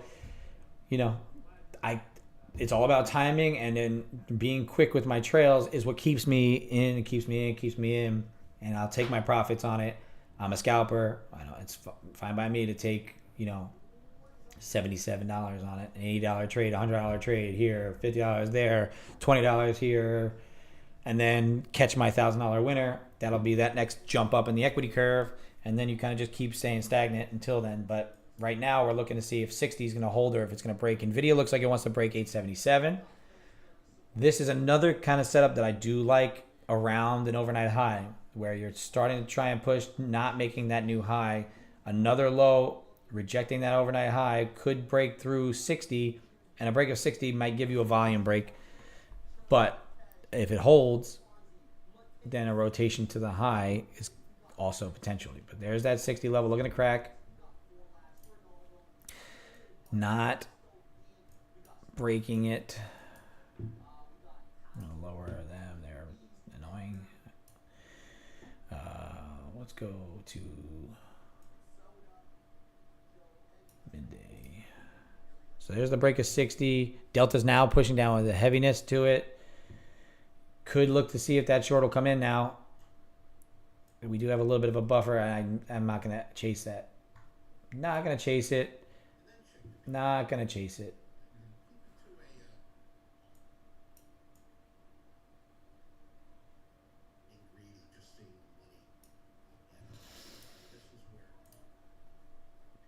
So there's that move that I was talking about. Once it gave you that pop up and another touch of that overnight high, the breakdown of the 60 level was probably the true move, and there it is.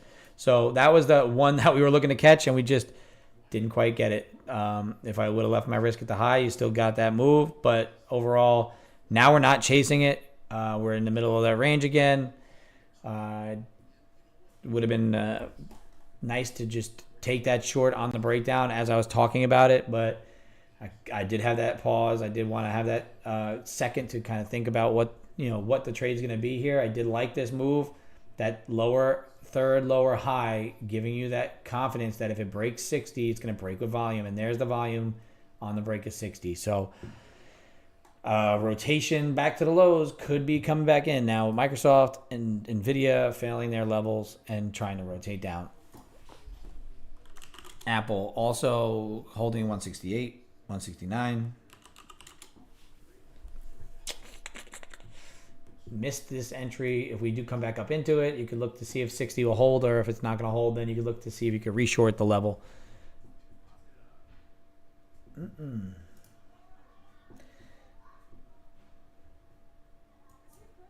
I was interested in that move right there. Didn't take it. So not very quick on the draw here. Also, we're at 10 o'clock, so that is that as well. Did I enter that on the wrong time? No, I had some. Oh, it was a good trade. 1 minute, couple seconds too late. No, you can take the pour over out of here.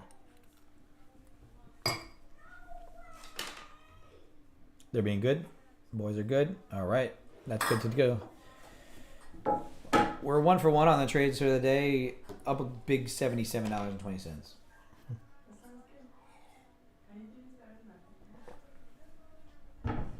Any day that I can beat green is a good day, where I'm trying to hold off and catch my A+ setups, right?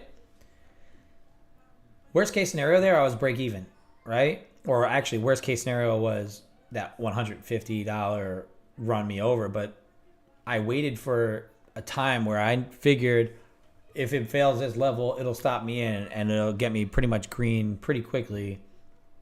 And that happened pretty much right on the nose. We did run into this wedge, and then that next breakdown was the true move. I would have been stopped at break even anyway. So watching for this break of 60 was really the next thing that I was looking for. I didn't take it. This would have been another A+ type setup for me around an overnight level, and also a key major level for me at 60, 18,360. Really, my level is 359 and change, but I'll call it a round number because most of it's round number work. If I would have took the breakdown of that 360, it would have been very safe, very up, a couple $100 on it. If not, it is what it is. You just wait for the next one. Microsoft still looking to rotate down, it looks like. Nvidia still holding 877 down below it.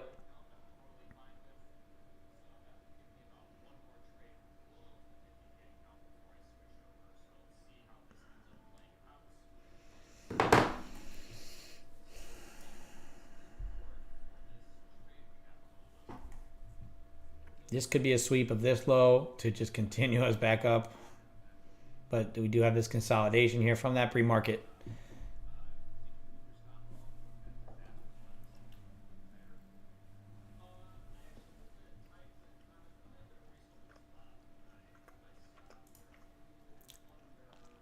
The break of 60 down was 112 ticks. $500 move.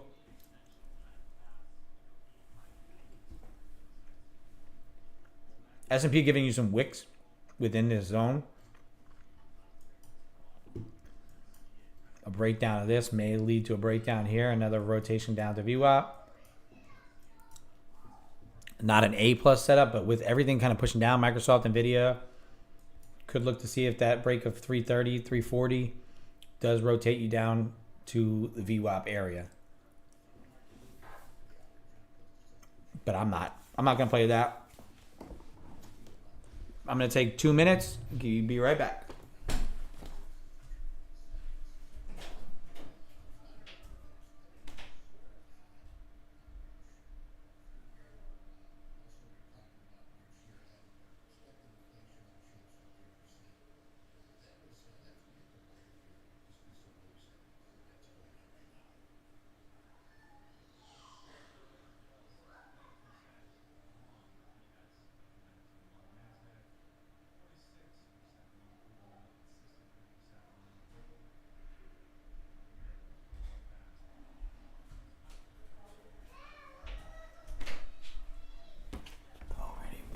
Nvidia looking like it's heavier. I don't know if Apple is playing the heavy game as well. It's kind of just wedging there as well. I'm watching some of these other names, and S&P looks like it wants to break down. Could give you some follow through down through here on this 338. Tilt is 60% long, so like I said, another reason this could continue short, but I don't know. Not at a level that I'm interested in, but it is looking like it wants to go.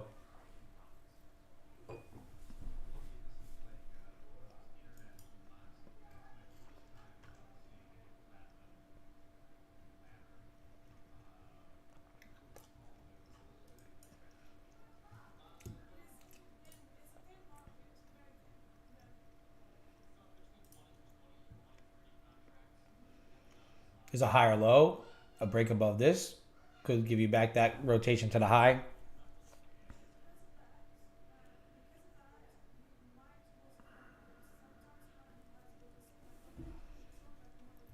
I don't have any news that I'm seeing. REIT takeover.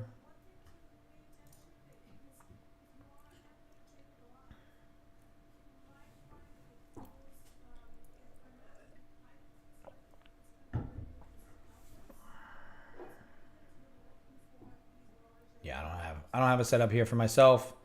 This is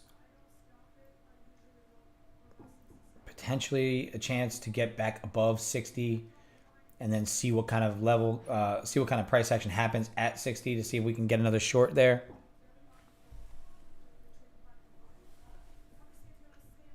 But this higher low, right, does keep me a little bit out of it. And then also you see this, it's kind of forming as well.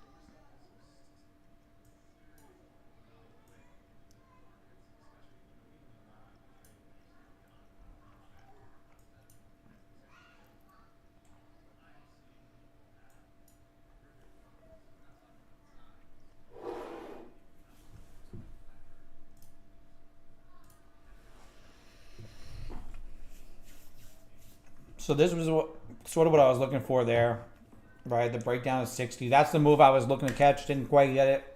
Got stopped out at 66. I'm thinking any break of 64 here. I was looking to trail in at break of 60. Then we came up and trailed us out. We're out now. I want to see what happens at 60 again. If we're going to end up wicking it or if we're going to give ourselves another push up.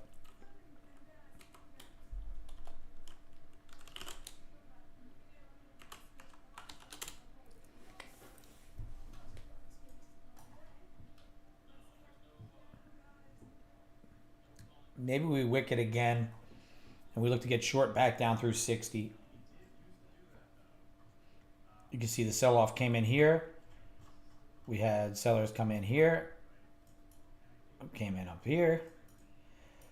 Very interesting key level. And with the, like I said, with the days that we're having, I think there's a lack of follow-through in either direction. So I think maybe another rotation back is something that could play out, right? Maybe this break of 40 goes, since we did get closer to 60.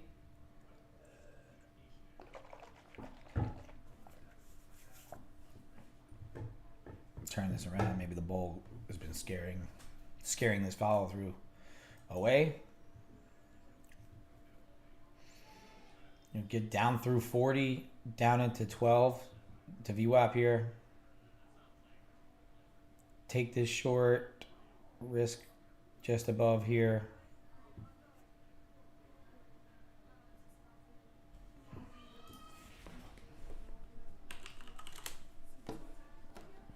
Microsoft wicked off its high previous candle at 426.50 and it's rotating back towards the lower end of this little consolidation in the 5 minute. If it cracks through the low here, then potentially this does also. It looks like the S&P is looking to kind of get below here. I'm going to set a stop just below here, and I'm going to look to take a quick base hit. Another move like that, possibly down the low. If S&P cracks 52.63, then this 40 level could go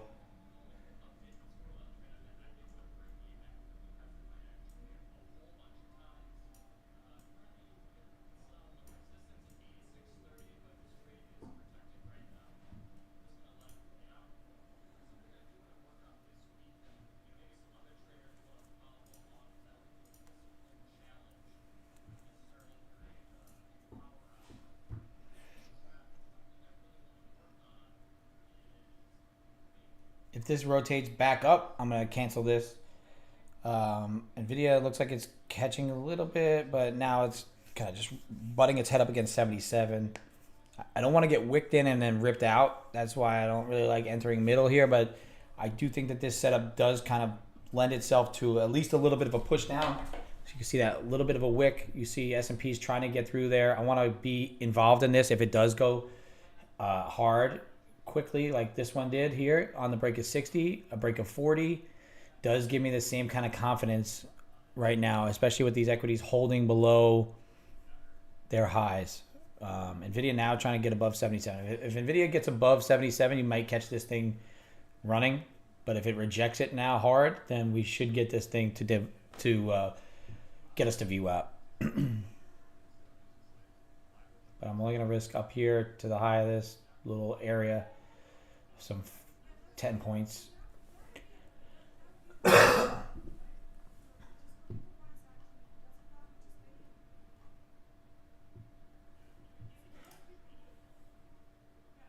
Tried to make a new high, failed it, rotating down, looking to get back below opening range high at 37. So yeah, that's right where we're at right now. We're gonna risk the high of this candle. Alert. And we're filled, we're in. We're gonna risk the high of this candle here. And we're gonna try and take it to VWAP. If it just does like a quick little run to VWAP, then we'll be out.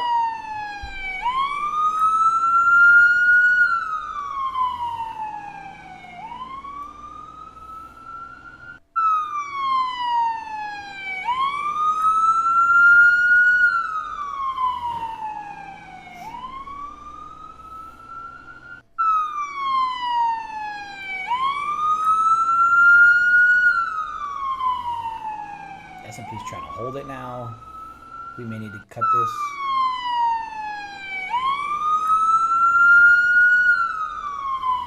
Wait. Be patient on it. Be patient on it. I'm watching NVIDIA to see if it'll fail 77 or if it's going to catch a bid here. If it does, then I'm going to hit the flatten if it catches a bid. Microsoft is actually selling pretty good here. It looks like it wants to. It broke the previous 5-minute candle to the downside, so I think that we could get a little, at least a push down. It's going to be quick to break even again. I want this to move pretty fast if it's going to get through here and hold. Right? If it gets through and holds, then I want to get it down to this level at 30. If it doesn't get through 30, then we're out.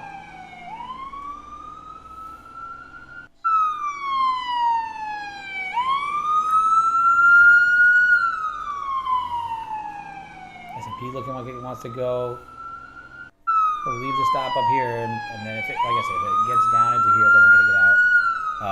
Get the break even, I should say.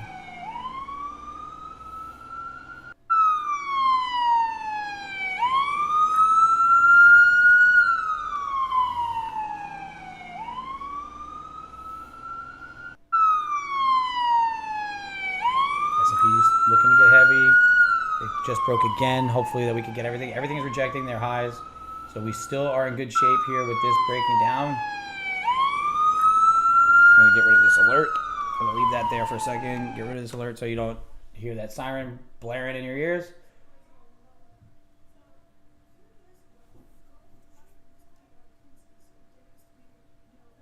Hasn't gone right away for me. That's not a good sign.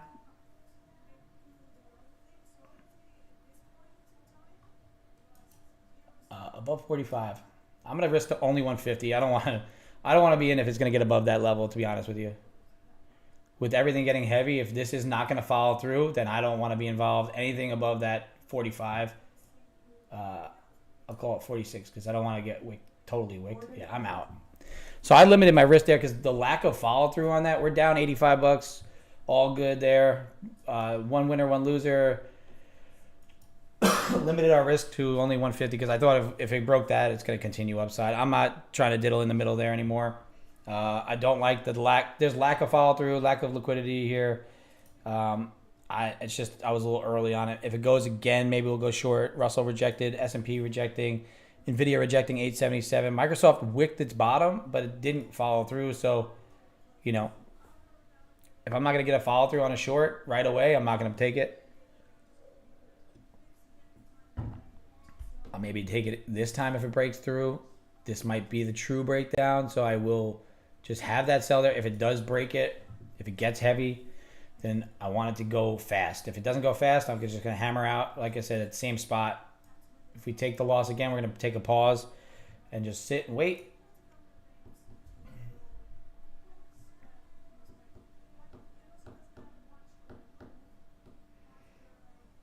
S&P is going, Microsoft is going, NVIDIA is going. NASDAQ is holding strong for now.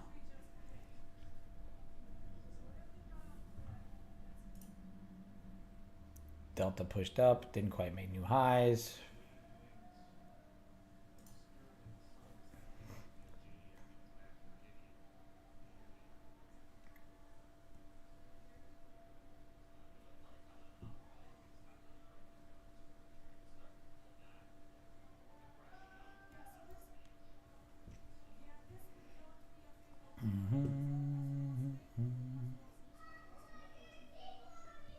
I want NVIDIA to crack down and start to push through lows. Microsoft, I'm seeing some heaviness too. NVIDIA is starting to get heavy. S&P's is trying to. Apple's heavy. Everything's trying to break down and get a little heavy on this. The short of the overnight high was my ideal entry. This was my miss. We took now we're going to see if we could get this next leg here. Kind of an equal sort of move right down to the VWAP.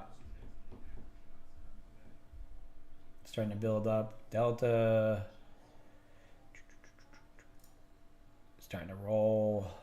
Flattening. Not playing with us too well here. See if it cracks it and goes.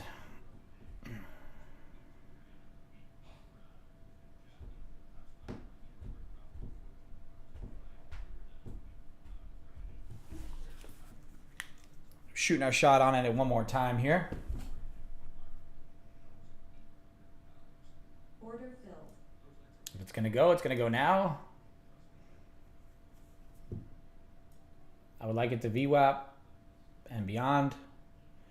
If that's just gonna be a wick and then grab liquidity and run to the high side, then we're gonna be out, and we're gonna probably just pause and see what we can get if it gets back up to the high or the low.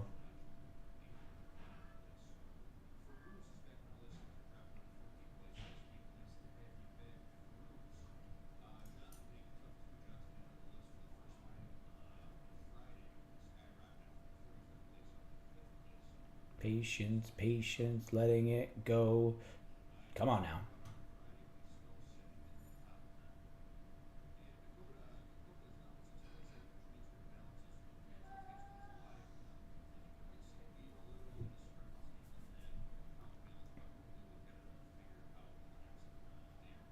Gotta get down through 40.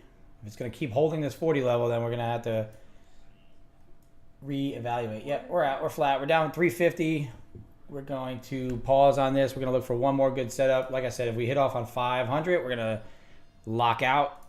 So we're not trying to chase anything or anything like that. Two losers there. Nothing huge. Down 350 on a day.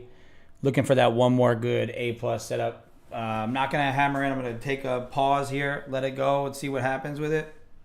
I gave it a second shot because of the just the heaviness on everything. NVIDIA, Microsoft, Delta was kind of pushing downside and then failed to push down. Now it's pushing back up. So I kind of just, these were less than A-plus setup. So, you know, that's why we get stopped out.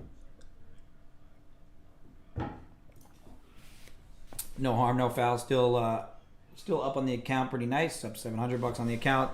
Starting the week off with a one small win there and half loss and a full loss. So we are down 353.40 after two back-to-back losers on that. This was the one that I really wanted to take there, that 360 failure. If we can pop back up into 360, then we're going to start to get more interested. That's when maybe I'll start to look for entries, either long or short.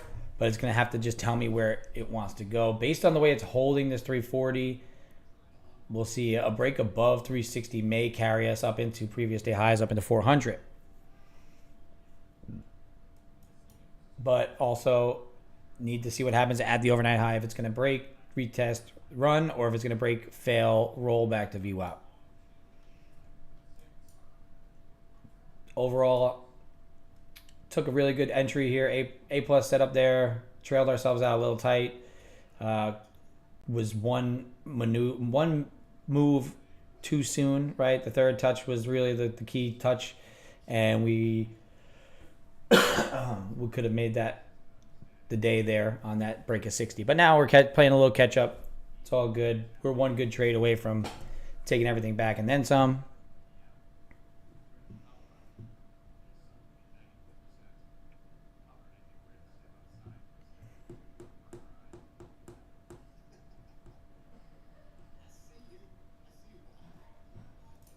Switch over to Topstep X.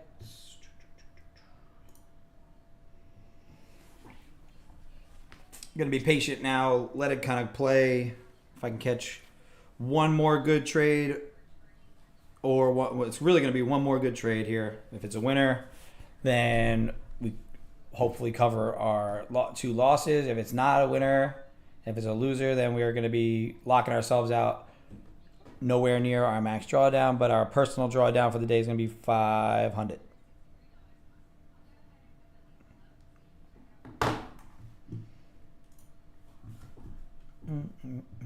Trying to avoid hammering into shorts constantly, but this does feel heavy, and that's the reason I keep trying that short there.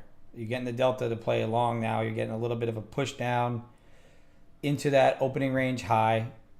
The Russell is failing the opening range low, and the S&P is trying to break down again to the lower end. So, right, breaking through this level, but the NQ is still a little bit higher.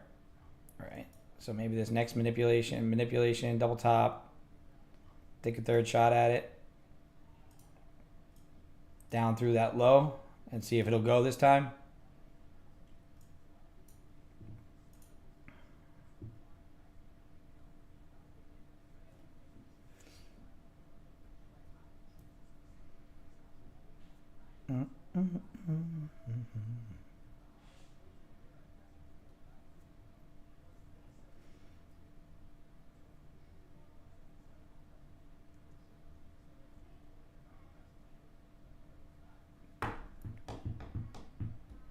Order filled. And that's our entry there.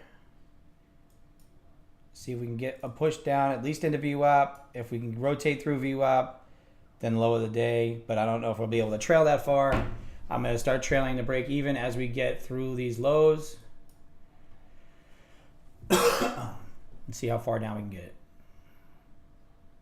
If it's not going to go this time, then we're definitely going to be out. So, as I mentioned, I want a max loss on the day of 500. So I've limited my risk there. We'll see if we can get heavy now, quick. If it's going to go, it's going to go quick. I'm going to risk $90 on this. This candle here is the breakdown candle. If it's not going to hold this, then the rotation back to the high is probably where it goes. So we are now in short. There we go. We finally got the move. We're break even.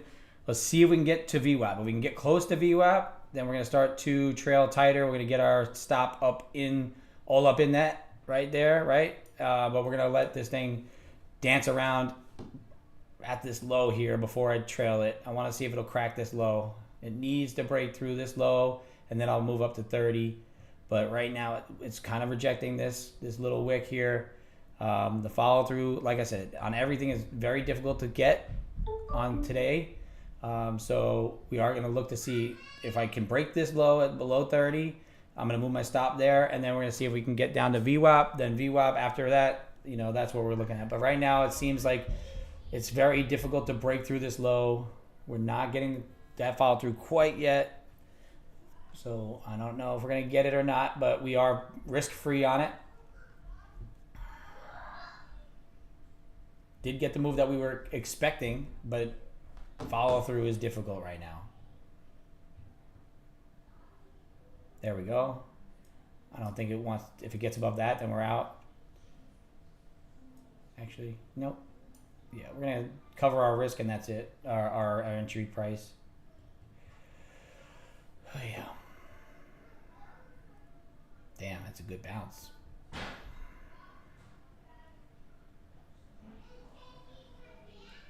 And we're stopped out. Break even on that one. So back again. A failed breakdown. Does it lead to a rotation back to highs? You can see pushed right into that support level. Right there. 328, 330. Wicked it, didn't make it. Stopped us out at break even. Limiting my risk. Down 330. Still fine with that. Could look to see if that's going to be a failed break, if it's going to rotate through back to highs. I'm not opposed to flipping long if things start to set up that way, but right now this is still heavy.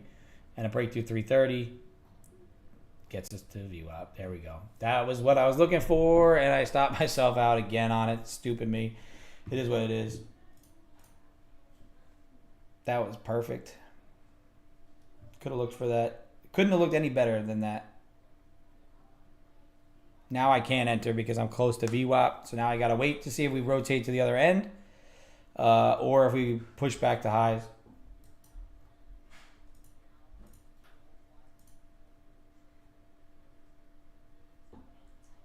Are they good?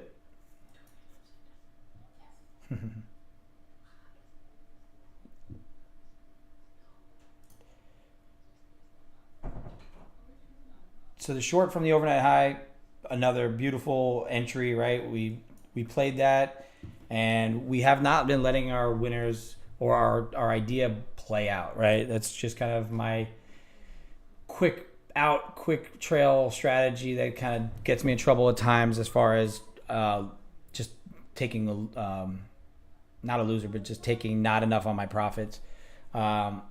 Just going to continue to hammer those shorts out at those levels, or at the overnight low, take those longs, and see if we can continue to maximize the gains. But I need to get in maybe one more move later, or just be a little bit more patient on this. But really, that was the right move. If I would have left my stop over the high, then you're still involved. Or if I take that second entry when the breakdown of 360, like we were talking about, that would have been another really excellent move. But right now, like I said, I think with the week ahead, we are looking at some failed follow through, which does lead to rotational days, which does lead my strategy to usually lead to good moves. And we missed that one. And then just now we kind of missed out on catching the rest of that little bounce to VWAP, perfectly off VWAP. But that's all right. We're good. We're still one good trade away from having a good day. So it's all about perseverance and waiting for that next good setup. Try and get yourself back. If you don't see it come, it's fine. Ending the day red, a manageable red day is better than an outsized chase. Try to make it back, and then you lose, right? And then you get locked out, and then it's no good. But this move here, 338, would have liked to get that follow through on the next candle, but timing was off once again. Entry was 338 even. Exit would have been probably 314, 315. So we would have been close back to break even on the day.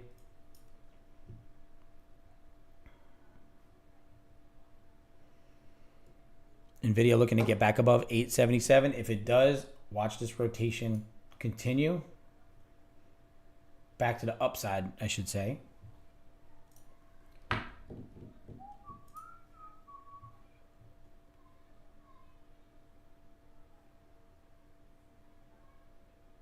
Microsoft still selling off, giving you the heaviness in the market. If NVIDIA does fail 77 again and starts to rotate down, then you may get the follow through VWAP and beyond down to the lows. It's all about just managing this entries.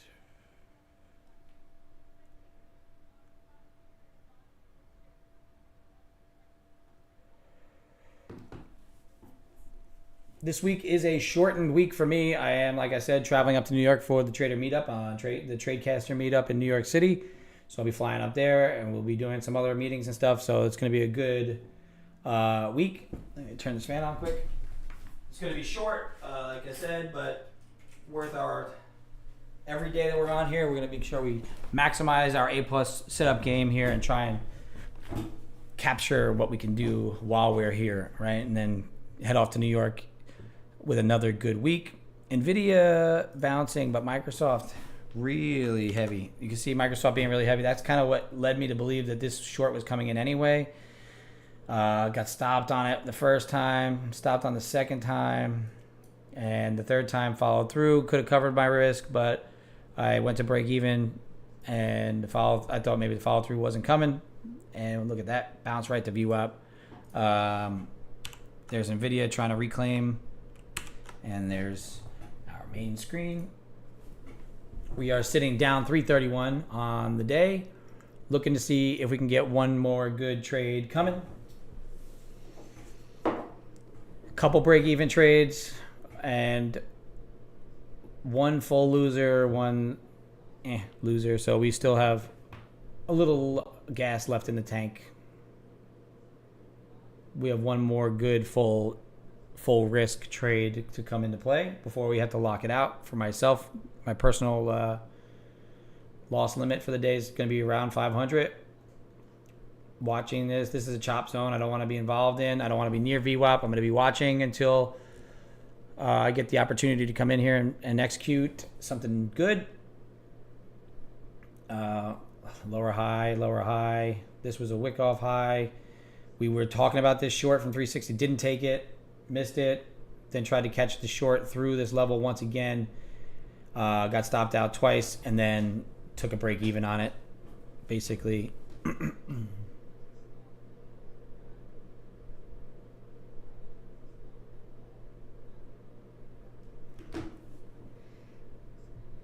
Still heavy.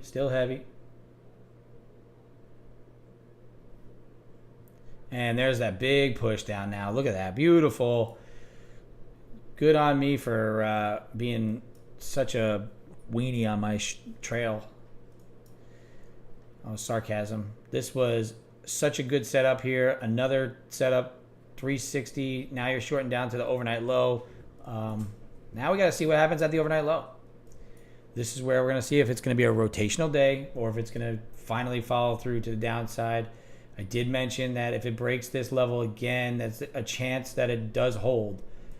Does hold the breakdown and continue to flush. So let's watch. It's getting kind of heavy here. I wanted to see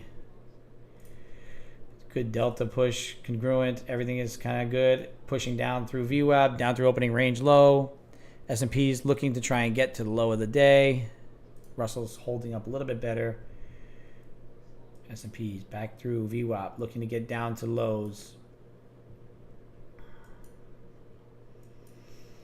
Now that we approach the overnight low, I'm going to look for my setups down there. If it's going to break, come back and then look to break it again. Maybe a little dead cat bounce here, rotate up to 81, then fail 70. Then we can take the short down into the purple zone.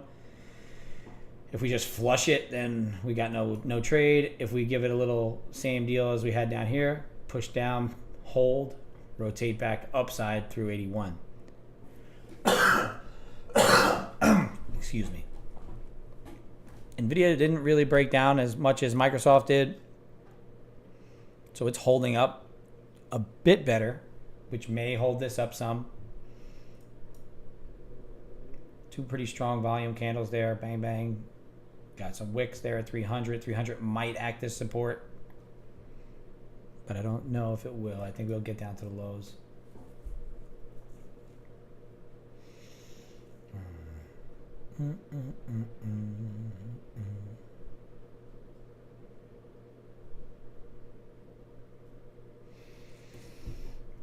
It's unfortunate that I got wicked out for that stop. I know it's my quick trail rules came into play. It just kind of is what it is. I was waiting for the bottom of this to get broken. Didn't ever break. Could have left it up at the max risk, but we were looking to kind of just get ourselves that base hit and move on. So this move here probably would have been out at VWAP anyway.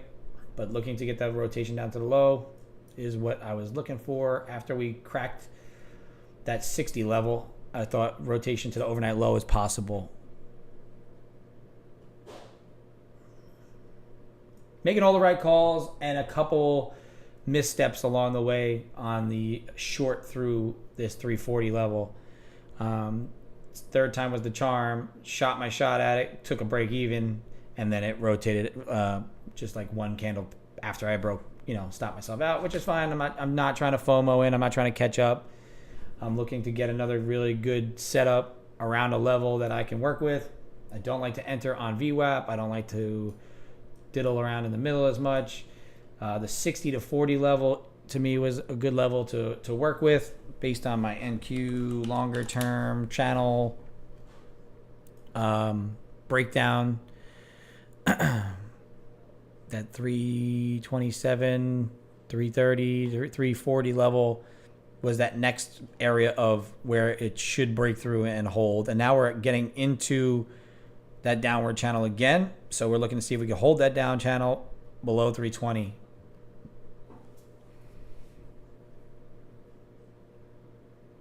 And see if there's a bounce at 277.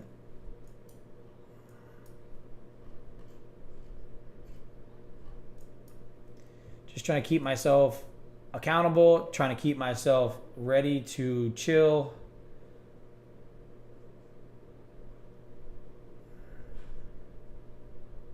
If you see, Deck just posted the rooftop meetup in New York City this Friday, 5 p.m., 235th Avenue, right off the Empire State Building over there. Just you can see it right from the top of the rooftop. It's pretty great view, pretty great meetup spot. I think we're gonna have a really good turnout. So come down there, meet up with everybody, check out all of your favorite streamers, and just have a good conversation. It's gonna be a really, really good day. Just show up. Deck said he's got you covered. 10:41. The stream normally goes to 11. I'm going to look to see if I can get a setup around this 70 level for either a long or a short. I want to see how price acts around there. I want to see what the tilt does. I want to see if delta follows through. Realistically, it was a great call to be short from this 60 level overnight high level. I just didn't capitalize on it. I didn't maximize my trailing rules. I mean, I worked with my rules, but I didn't give it enough time, right? In pretty much no scenario today where I would have had my proper entry, should I have been stopped out until I got through 40 right there. That should have been probably my only trade that I've taken today. We're 3-4 deep, and we're looking to just catch up now. If we can get a break-even day, we'll be happy. Anything past that will be gravy. And we're just looking to see if we can get one more good setup down here at the lows to get another bounce. It seems like we've been expanding through 277. There is a chance that the low of the day today could be really what's playing out as far as a bounce is concerned. So if we get to the overnight low and get some sort of basing setup, I think a breakdown through the overnight low does get us to the low of the day. I'm not sure if we do break the low of the day. However, I think maybe we just kind of rotate back down through it and sit in that area. Like I mentioned, it's going to be a slower day, probably rangy for the time being until Wednesday. That should have added to my confidence on this short and left my stop where it was, but something we got to work on. Just talking through kind of what I need to be doing a little bit better. As I mentioned, we're trying to not outsize our losses. So a day like today could be covered by one winner tomorrow and then some, right? So if we just have green weeks, that's what we're here for. And in order to get a green week, I can't be just hammering into trades and risking oversized risk to try and make back my losers here, right? So it's always one good trade. I'm reading the one good trade book. I've only gotten a little ways through it, but that SMB Capital has the right idea where you're looking for your next setup, your next setup, your next setup. Nothing affects your setups except for your setups, right? You're looking to catch what you believe is that one good trade based on your analysis at that time, in spite of what happens with every other trade. And at the end of the day, eventually the law of averages, if you play your good trades over and over and over again, you should be profitable. Rotate back through 40, rotates us to the highs. Pushing down through the lows gets us down to that purple zone, that overnight low, right? So right now in VWAP, that's the target, right? From that overnight high to VWAP. If I would have clicked the button and walked away from the screen and came back an hour later, I would have been in much better shape, right? 10 to 10:30. I've been like, oh, wow, no reason to have gotten out of this trade. But I'm here, I'm streaming, I'm talking through everything. I'm not walking away. I'm executing, I'm scalping, I'm taking care of business while I'm here. Sometimes you win, sometimes you lose. Sometimes it rains.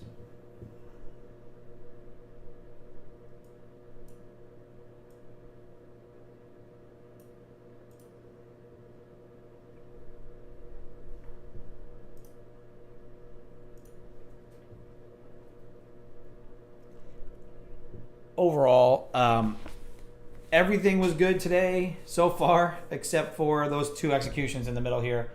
Probably should have just let them be until I saw some follow through here. Even then, I probably shouldn't have even executed on this. I should have been executing at that 360 level. So if I'm reviewing already, 360 the short, that's my move right there that I need to take every single time. I took the first one, went break even, did not take the second break of it, and paid the price. Then tried to play the follow through, got stopped twice. Probably should not have executed those first two because it wasn't ready yet. We did have the confluences right. Microsoft was rotating, Nvidia was rotating off the highs. Everything was holding the short idea. Obviously, it played out. It just wasn't ready to go at that time. Once the S&Ps broke back into it and broke down, that's when you get that full follow through here as well. We are going to be minding this level. We're back in that chop zone, so it's definitely not an area where I'm looking to execute right this second.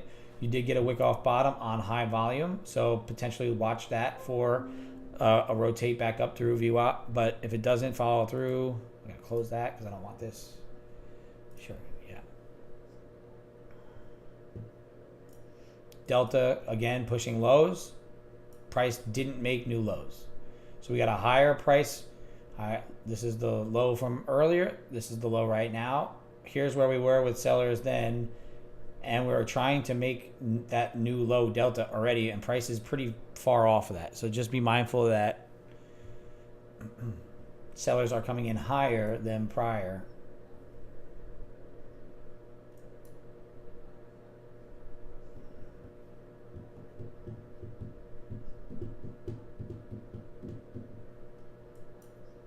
This is not something I want to be involved in yet. Looking to watch this overnight low. That's my key level.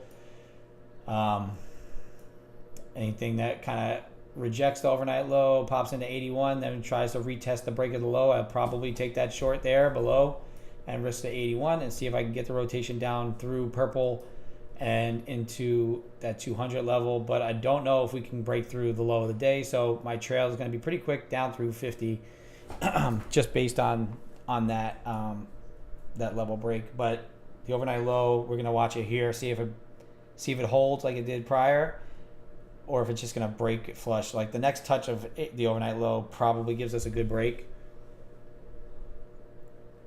Nvidia is getting heavy.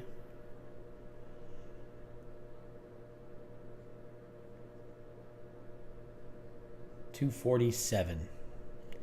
If we do break, yeah, I got 250 is probably that area where it's going to run into another quick little bounce if it does get through the low. About 15 more minutes left in the streaming session. We are sitting down. We have the trades that we took were one for $80, a winner on trade one here. We executed that. It was nice, but we got trailed out. The next touch we did not take. We called it out and I should have took it. Did not. Sucks to suck. We took trade here on an attempt to break the low. Got stopped out for 160. And then we took a full loss on the next one, 265, trying to break it. Then we took a breakdown. And I trailed tight. Got stopped out for break even again. And then you can see we rotated down. So good levels, good calls. Execution was it just wasn't there at the time that it should have been. It wasn't bad trades. I can't say I shouldn't. The only one I probably shouldn't have took was probably the minus 250. That second touch, breakthrough, just like something about it just didn't feel right, and it kind of ran right up and got me. Could have just hammered out of that pretty quick, but it's all good. And really overall, I think down about $90 we should be. We're down 330 with that extra little loss. So overall, I'm not mad at the attempts because obviously they all played correctly. It was just maybe more so the timing and some stop management with the first trade of the day. And then obviously completely missing this.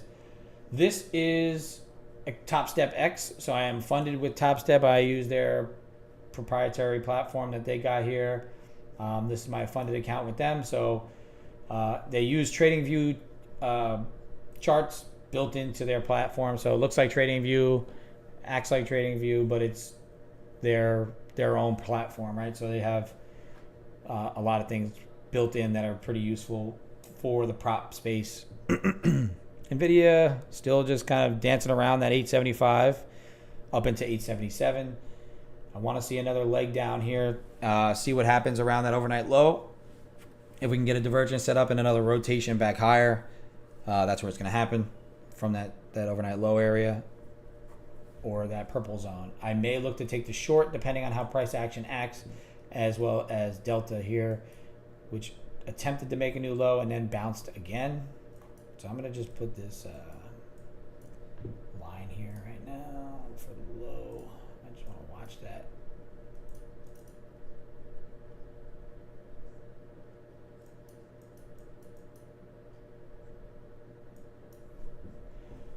Holding below the opening range. Really not a lot of anything that I want to do right now. Like I said again, couple good entry criteria. I really should have been in on that short at 360. Didn't take it after catching a small little winner there for $80. That probably would have just been my day right there. That little short, I probably would have called it after that. Instead, I decided to take 2 extra entries here, 1 smaller loss, 1 full loss, and then I took a break even for that actual final move down, which I should have held, but that's neither here nor there. I'm now on to the next one, looking for the good setup down here at the overnight low. If we can approach the overnight low, if we don't quite get there and we rotate off of here to break back above 320 and it holds, then a rotation continuing back to the upside may be possible. I'm going to see what Microsoft's doing. Microsoft's still kind of hanging in the middle of the range, middle of the pre-market levels. It pushed up into that 427 level, failed it, rotated back down. Now we're right in the middle of the range. NVIDIA is still kind of hanging around that 877 without any follow through to the downside. Apple rolled over and is catching a little bit of a bounce at 168.50. So these are all kind of just not a lot of big movement as I expected. Like I mentioned in my write-up, my weekly write-up, that we were going to get some slower price action until Wednesday. You're going to stay probably inside range bound, or you're going to just grind up or down depending on the day. Obviously, you can see grindy price action early. We had a nice little move pre-market and then into the open right here at the VWAP, pushed down into the overnight low, failed it, rotated to overnight high, failed it. Now we're rotating back down towards that overnight low. I did think that the next touch of the overnight low could lead to further selling down, at least into that purple zone. So I may look to short the overnight low quick on the first breakdown. And then if we do rotate back through it, look to go long back through 81. So that's the kind of thought process I have here of the next move. But that's just wait and see if that's going to come into play. Probably going to stay on the stream until 11:15, looking for that one mortgage because we are approaching that overnight low level. If we never quite get there, I'll probably just lock out and be done for the day. Make sure that I secure. And I mean, 3:30. Yeah, that's not a good. It's a first losing day on the account. However, it's not outsized. It's just a couple small losers. Could be covered by one decent win, and that could come right here, or it can come tomorrow, or it can come Wednesday. We're just going to be very patient, look for our setups, and then execute when they come out. I got to be a little more patient with that first setup. Let that thing just be whatever the risk is on it, and then allow that move to happen, because just based on my analysis, based on the way price action happened, it was an A+ setup, and it was an A+ follow through. I just was a little tight, and I could be the first one to tell you that. Especially when my drawdown is a little, I still haven't built that buffer to 0 yet. I get a little bit tight until I start to get a bit more of a buffer, and that's my bad on that. Usually when I'm a little bit more risk averse, when I have more than one contract on, things like that. If I had 2 on at the top, you're able to come down here, take 1 off, and then leave that other one at break even or just above the high, and you can still see that would play out pretty nicely, right? So usually when I'm able to add contracts, I do a lot better. Until then, I grind out my buffer. So here we go. We're getting that another leg down push. Let's see if it breaks through here or not. NVIDIA is starting to push. If NVIDIA can break low of the day, or at least even 870, 80, then you start to see more push to the downside. S&P's holding below VWAP. Microsoft still just sitting in the middle of the range.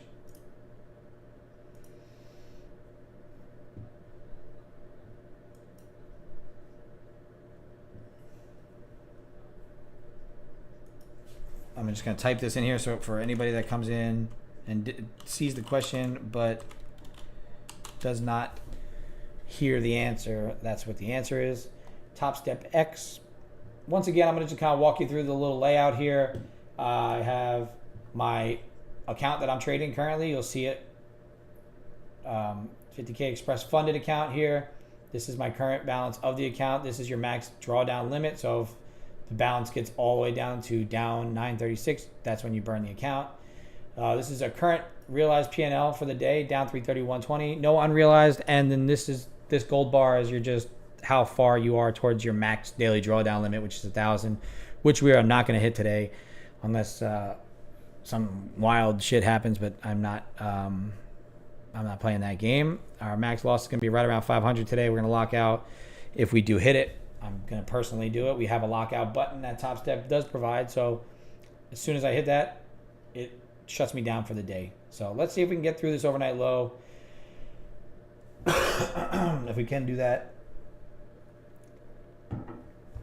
then I'm going to possibly look to short through the low down to try and get through the low of the day, and then look to rotate it back through 81 if it does fail that purple level, right? I think 50 might be that next level that just holds another higher low here based on kind of how we're expanding out. I mean, we could get even down into that 30, but if we crack through the low of the day, then there is a good chance that 208 could come into play. Back to 300. Still holding this downtrend. Microsoft and Nvidia still low of the day, or not low of the day, but still pushing down lower. I'm gonna turn the fans out a little bit.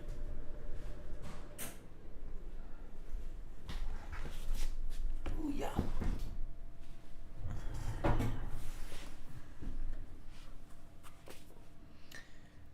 If you are new to the stream, we do have that scrolling bar on the bottom, that daytradingcoffeeco.com.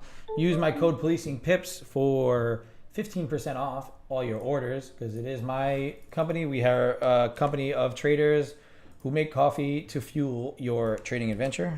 So if you're looking for good caffeination for pre-market, post-market, during the session, check out our blends, our single origin roasts, our espressos. Everything is fantastic. Freshly roasted on order, delivered to your house, affordable. You know, we're trying to eventually do a funding fund, so where 10% of all profits goes to funding underfunded traders. So it's going to be a nice community-based setup right there. We're not going crazy with it, trying to give back to that trading community. So we are starting to see a lower like wedge pattern here that I tend to like to reverse at a key level. So I would like to see it go now one more low level down.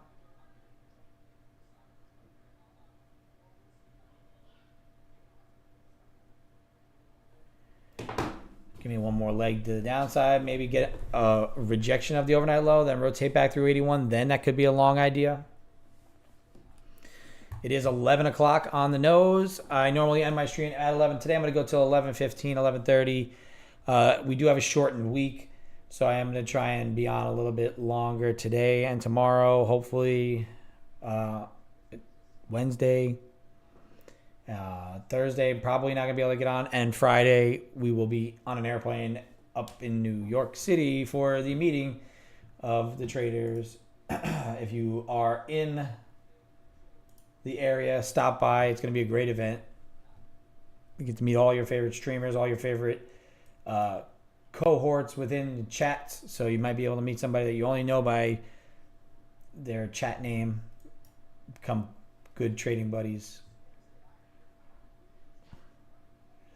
I'm watching this level. I just want to see what happens here.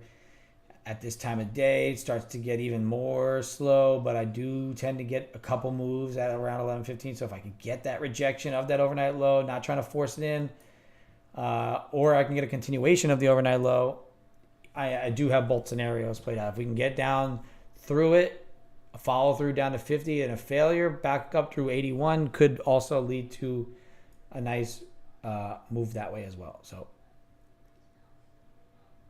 that's what I'm looking for.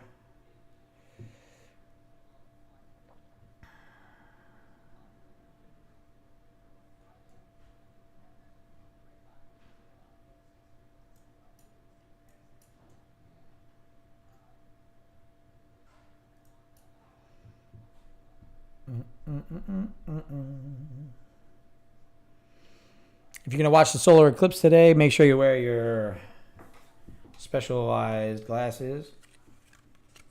These are my bad trade hater blockers. So I can't see the chop. I can't see shit, so it's impossible to do anything except for accidentally click in. If I don't want to get into a trade, I should just wear these bad boys and I won't be able to see what's going on. Now, this is the anti-FOMO glasses as well as the Eclipse glasses here. So it gets you double whammy. So once you've seen the Eclipse, go ahead and throw on your anti-FOMO shades and you'll be good to go with your charts because can't see anything. It's also really cloudy outside, so I don't think I'm going to be able to see the Eclipse anyway. I'm not really too concerned about it. My kids might be a little upset, but maybe they'll get another one.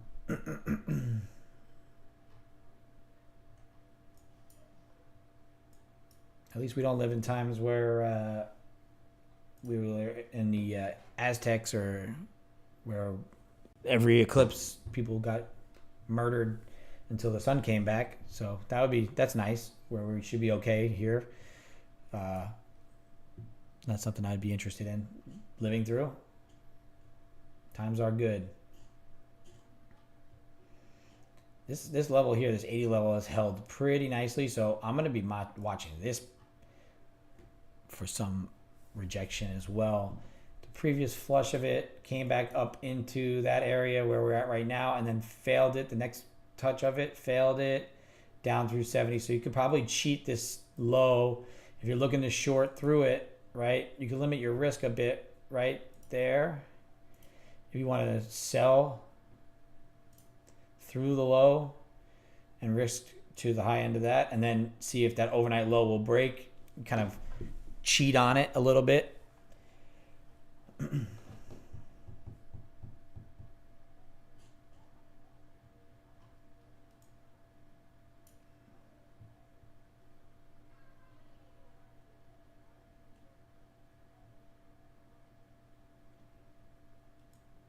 Yeah, that's fine. I'll let that go. Nvidia's heavy, Microsoft's heavy, market's heavy. We're below VWAP. I'm going to cheat the 80 level, see if I can crack the overnight low and get down to 50. But it's very grindy. It is a sort of a wedge type pattern. If we don't get through the low here, a break above 300 possibly rotates us back again to the highs because 80 did hold.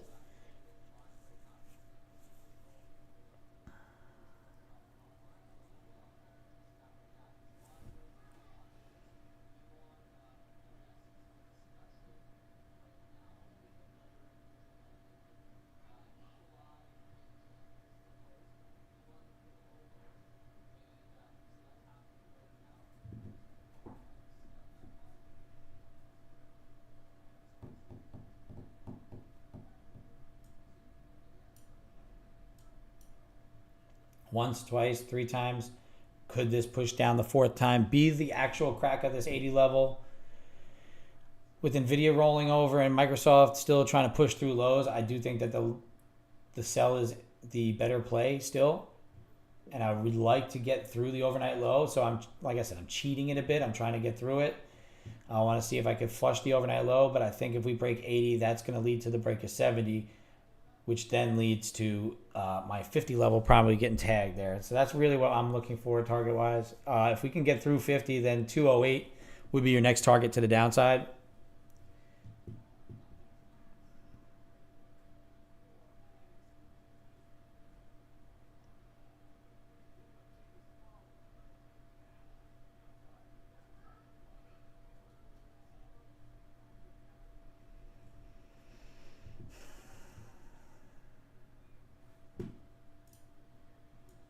Tilt is heavy, looking to break through that low again. So if tilt breaks through the low, I want to see if price will follow through it.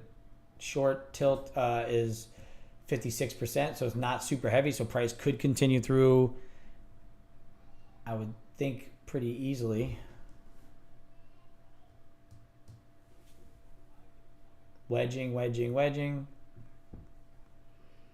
Nvidia looking to push through that 870 level. If Nvidia cracks that level, I think 863.74 becomes the next target for Nvidia, which also leads us to more heaviness within this NQ.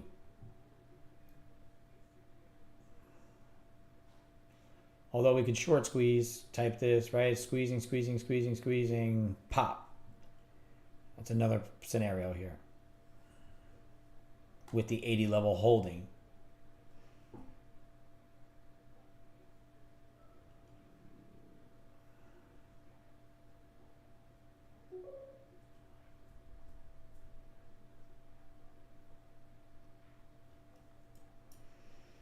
$11:06 a.m. here, Central Time, 12:06, I'm guessing Eastern Time.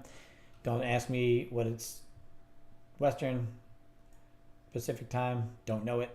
I know the times with daylight savings times jump around a bit. So usually off here by 11 o'clock. We're looking for this one more trade here through the overnight lows. Maybe looking potentially to rotate back to overnight highs again, with the breakdown of 77 was the key level for me, like I said, as the bounce point. NQ1 bounce 77. We got right to it. Bounce off of 80, right? Now we're rotating up again. I think another break of 77 gives you that big down push to the next low, and we can probably get that through the break of the overnight low. I don't know if we're going to get a big follow through. Like I said, I don't think you're going to get a lot of follow through on any real move until Wednesday, maybe Thursday. And that's why I'm okay with, accepting my loss here today, unless we do get a big, downside move right now. The next few minutes, if we start to pop up and get back into VWAP and chop around, I'm going to be willing to accept the yellow move on the stream here. Going to leave it running and let you guys watch it for some time, for a little bit, but I probably look to not execute much more after I see what happens around this low level here. If I can get to the overnight low, obviously I'm going to go to break even. I want to see a break of the overnight low. If I could get that on a day where my account buffer is bigger, you maybe add to that and then take off one at 50 and then get that to break even. Then that's when you can maximize your, follow through on a breakdown. On a day like today, like I said, though, if this was going to be a short squeeze, that you would expect that to be a little bit more explosive through 300. It got to 300, failed it pretty easily. So I think the next touch of 80 breaks 80, and then we get down to the overnight low, and then we have to see what happens at the overnight low before we get through 50. If it's just going to grind back up to VWAP, then so be it.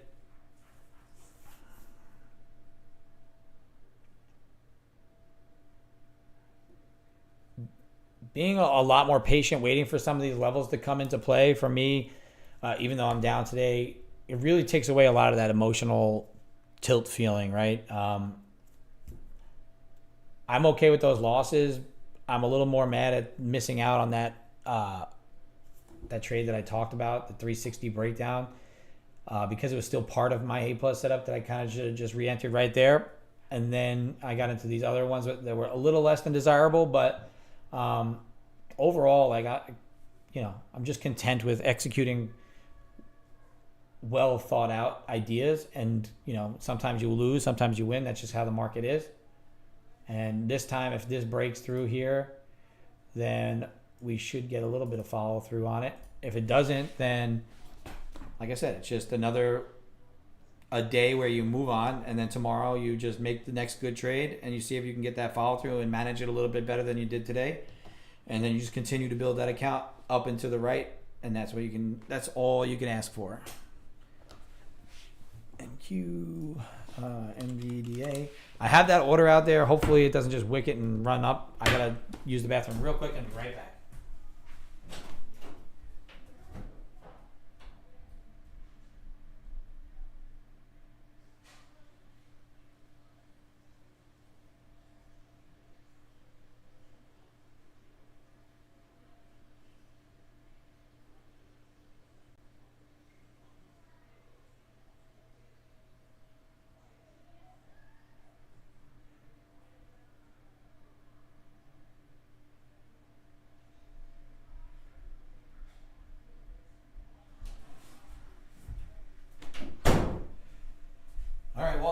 we're approaching the sell here.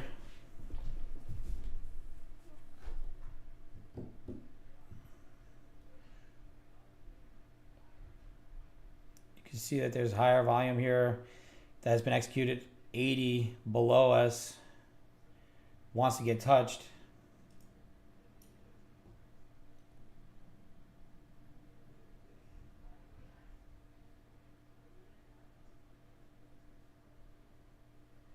Order filled.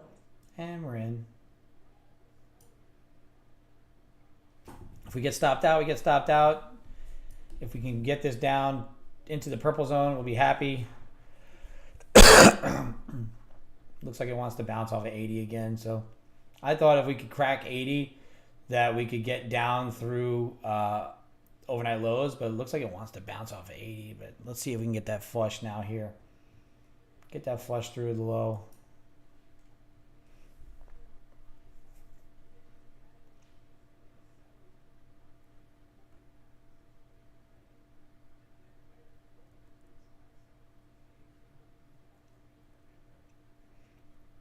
Microsoft is right at the low where it wants to crack down. Nvidia also. We're probably just going to get stopped out and then it's going to run our way. Just one of those days, you know? You get a little bit of a bad entry on one and then you just take a couple, maybe not top of the line entries, but really this to me is a good entry. It's something that I would like to execute pretty much every single time because most days it'll follow through at least to that overnight low with a crack of a major level of 80. Right? I mean, I did just kind of wick in. It didn't quite make it to 80. So there we go. Maybe this crack at 80 here does get that good flush to the overnight low. Like I said, I am going to go to even if it gets to the low. Because if it does get to the low, I think if it doesn't break it right away, it's going to give you a hard bounce. Right? So let's see what happens with it. I want to limit my risk on this trade. If it does want to bounce, I'm not trying to outside risk. I need it to break down and hit off on the overnight low. There it goes. Good, good, good. We front ran that. So now we see if the overnight low holds or if it breaks, right? I was front running the overnight low breakdown. So now we wick the overnight low. I need to see if we can continue or if it's going to be, that's where we're going to buy up. I hopefully can get the full break of the overnight low and we can just rotate down to 50 like I said. If not, we're going to be out at break even again. And then we're going to move on. If we can get down and hold below the overnight low, then I'm going to move my stop to the overnight low. Like I said, there's the break even. We got stopped at break even on that. It was a really good entry. We wicked right down to 70 and then bounced right off of it. If we could break the overnight low this time, then I think maybe we go. Unfortunately, like I said, I got stopped at break even. I don't know what I just did there. I refreshed my shit. Okay, I'm just going to make it refresh. I want to flatten all orders just in case. I don't want to see any sort of random things popping up. We got ourselves back to 314. So still got a little bit of room for the day. I think I really like the flush of this overnight low down to 350. Unfortunately, it's holding. I can't take an entry until it holds down there now. Break of it. You can see it held so nicely before. The next break was a wick off bottom here. We are going to get through nice good delta breakdown. Everything else is pushing. So, I mean, we should still be able to stay. We should have stayed in. I thought really break even's fine there at 80, but no beans. If we break it back above 81, above where our stop was, then this thing squeezes up high side. And that's the fade of the overnight low. Rotate the VWAP. Failed breakout of the level, right? That's why I play this.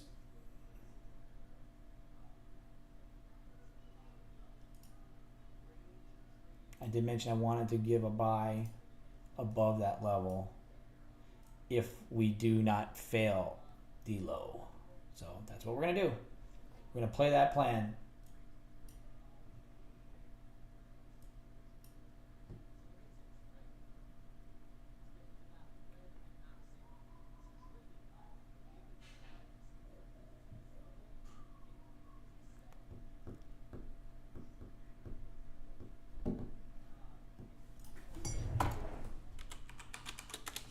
77 is holding. So if we're going to continue to be a rotational range bound day, this will be a bounce up to VWAP, and we're going to play that long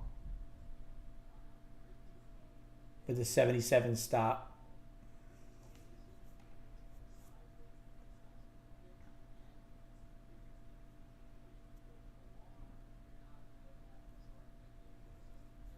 Like a short squeeze here. That could be a sweep of the low. Look to run it up to the high.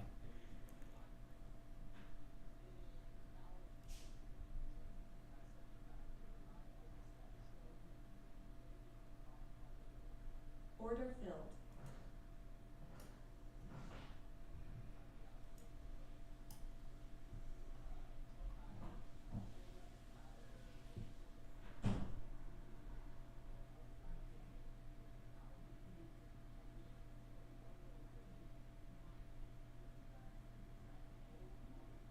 We're long. We're seeing if we can get this to be the rotation off of 77, or the failure of the overnight low breakdown, and catch. If we can get up to that 300 level, then we're going to be at break even. And then we see if we get the follow through. That's just kind of how we're going to be doing this until something follows through on our end.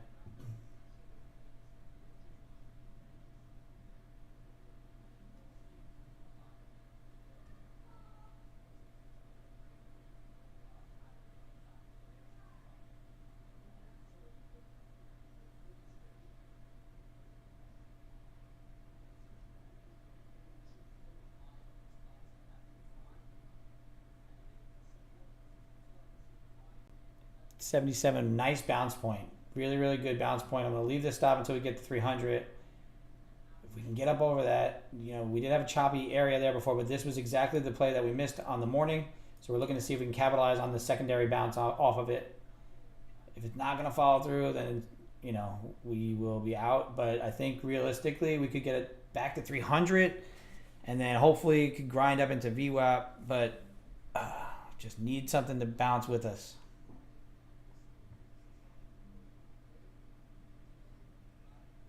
The breakdown of this little wedge thing too, the retest of that kind of is worrisome a bit. But I'm going to leave that 77 there because the 77 stop, that is a flush point.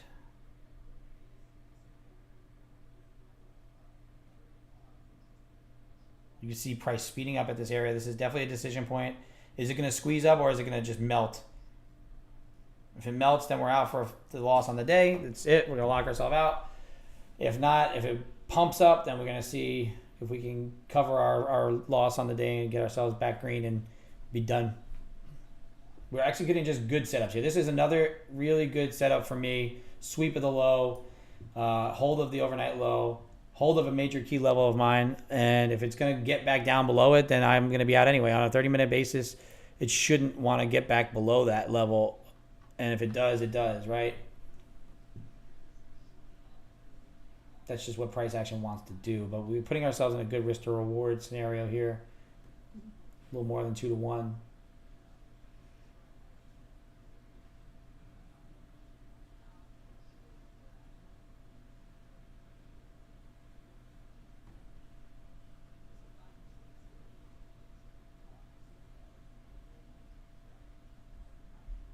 It looks like it's trying to get through 80 again.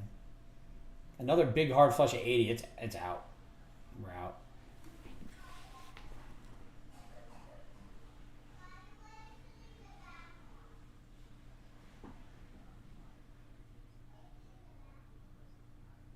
And we're out. We're flat for the day now. Out.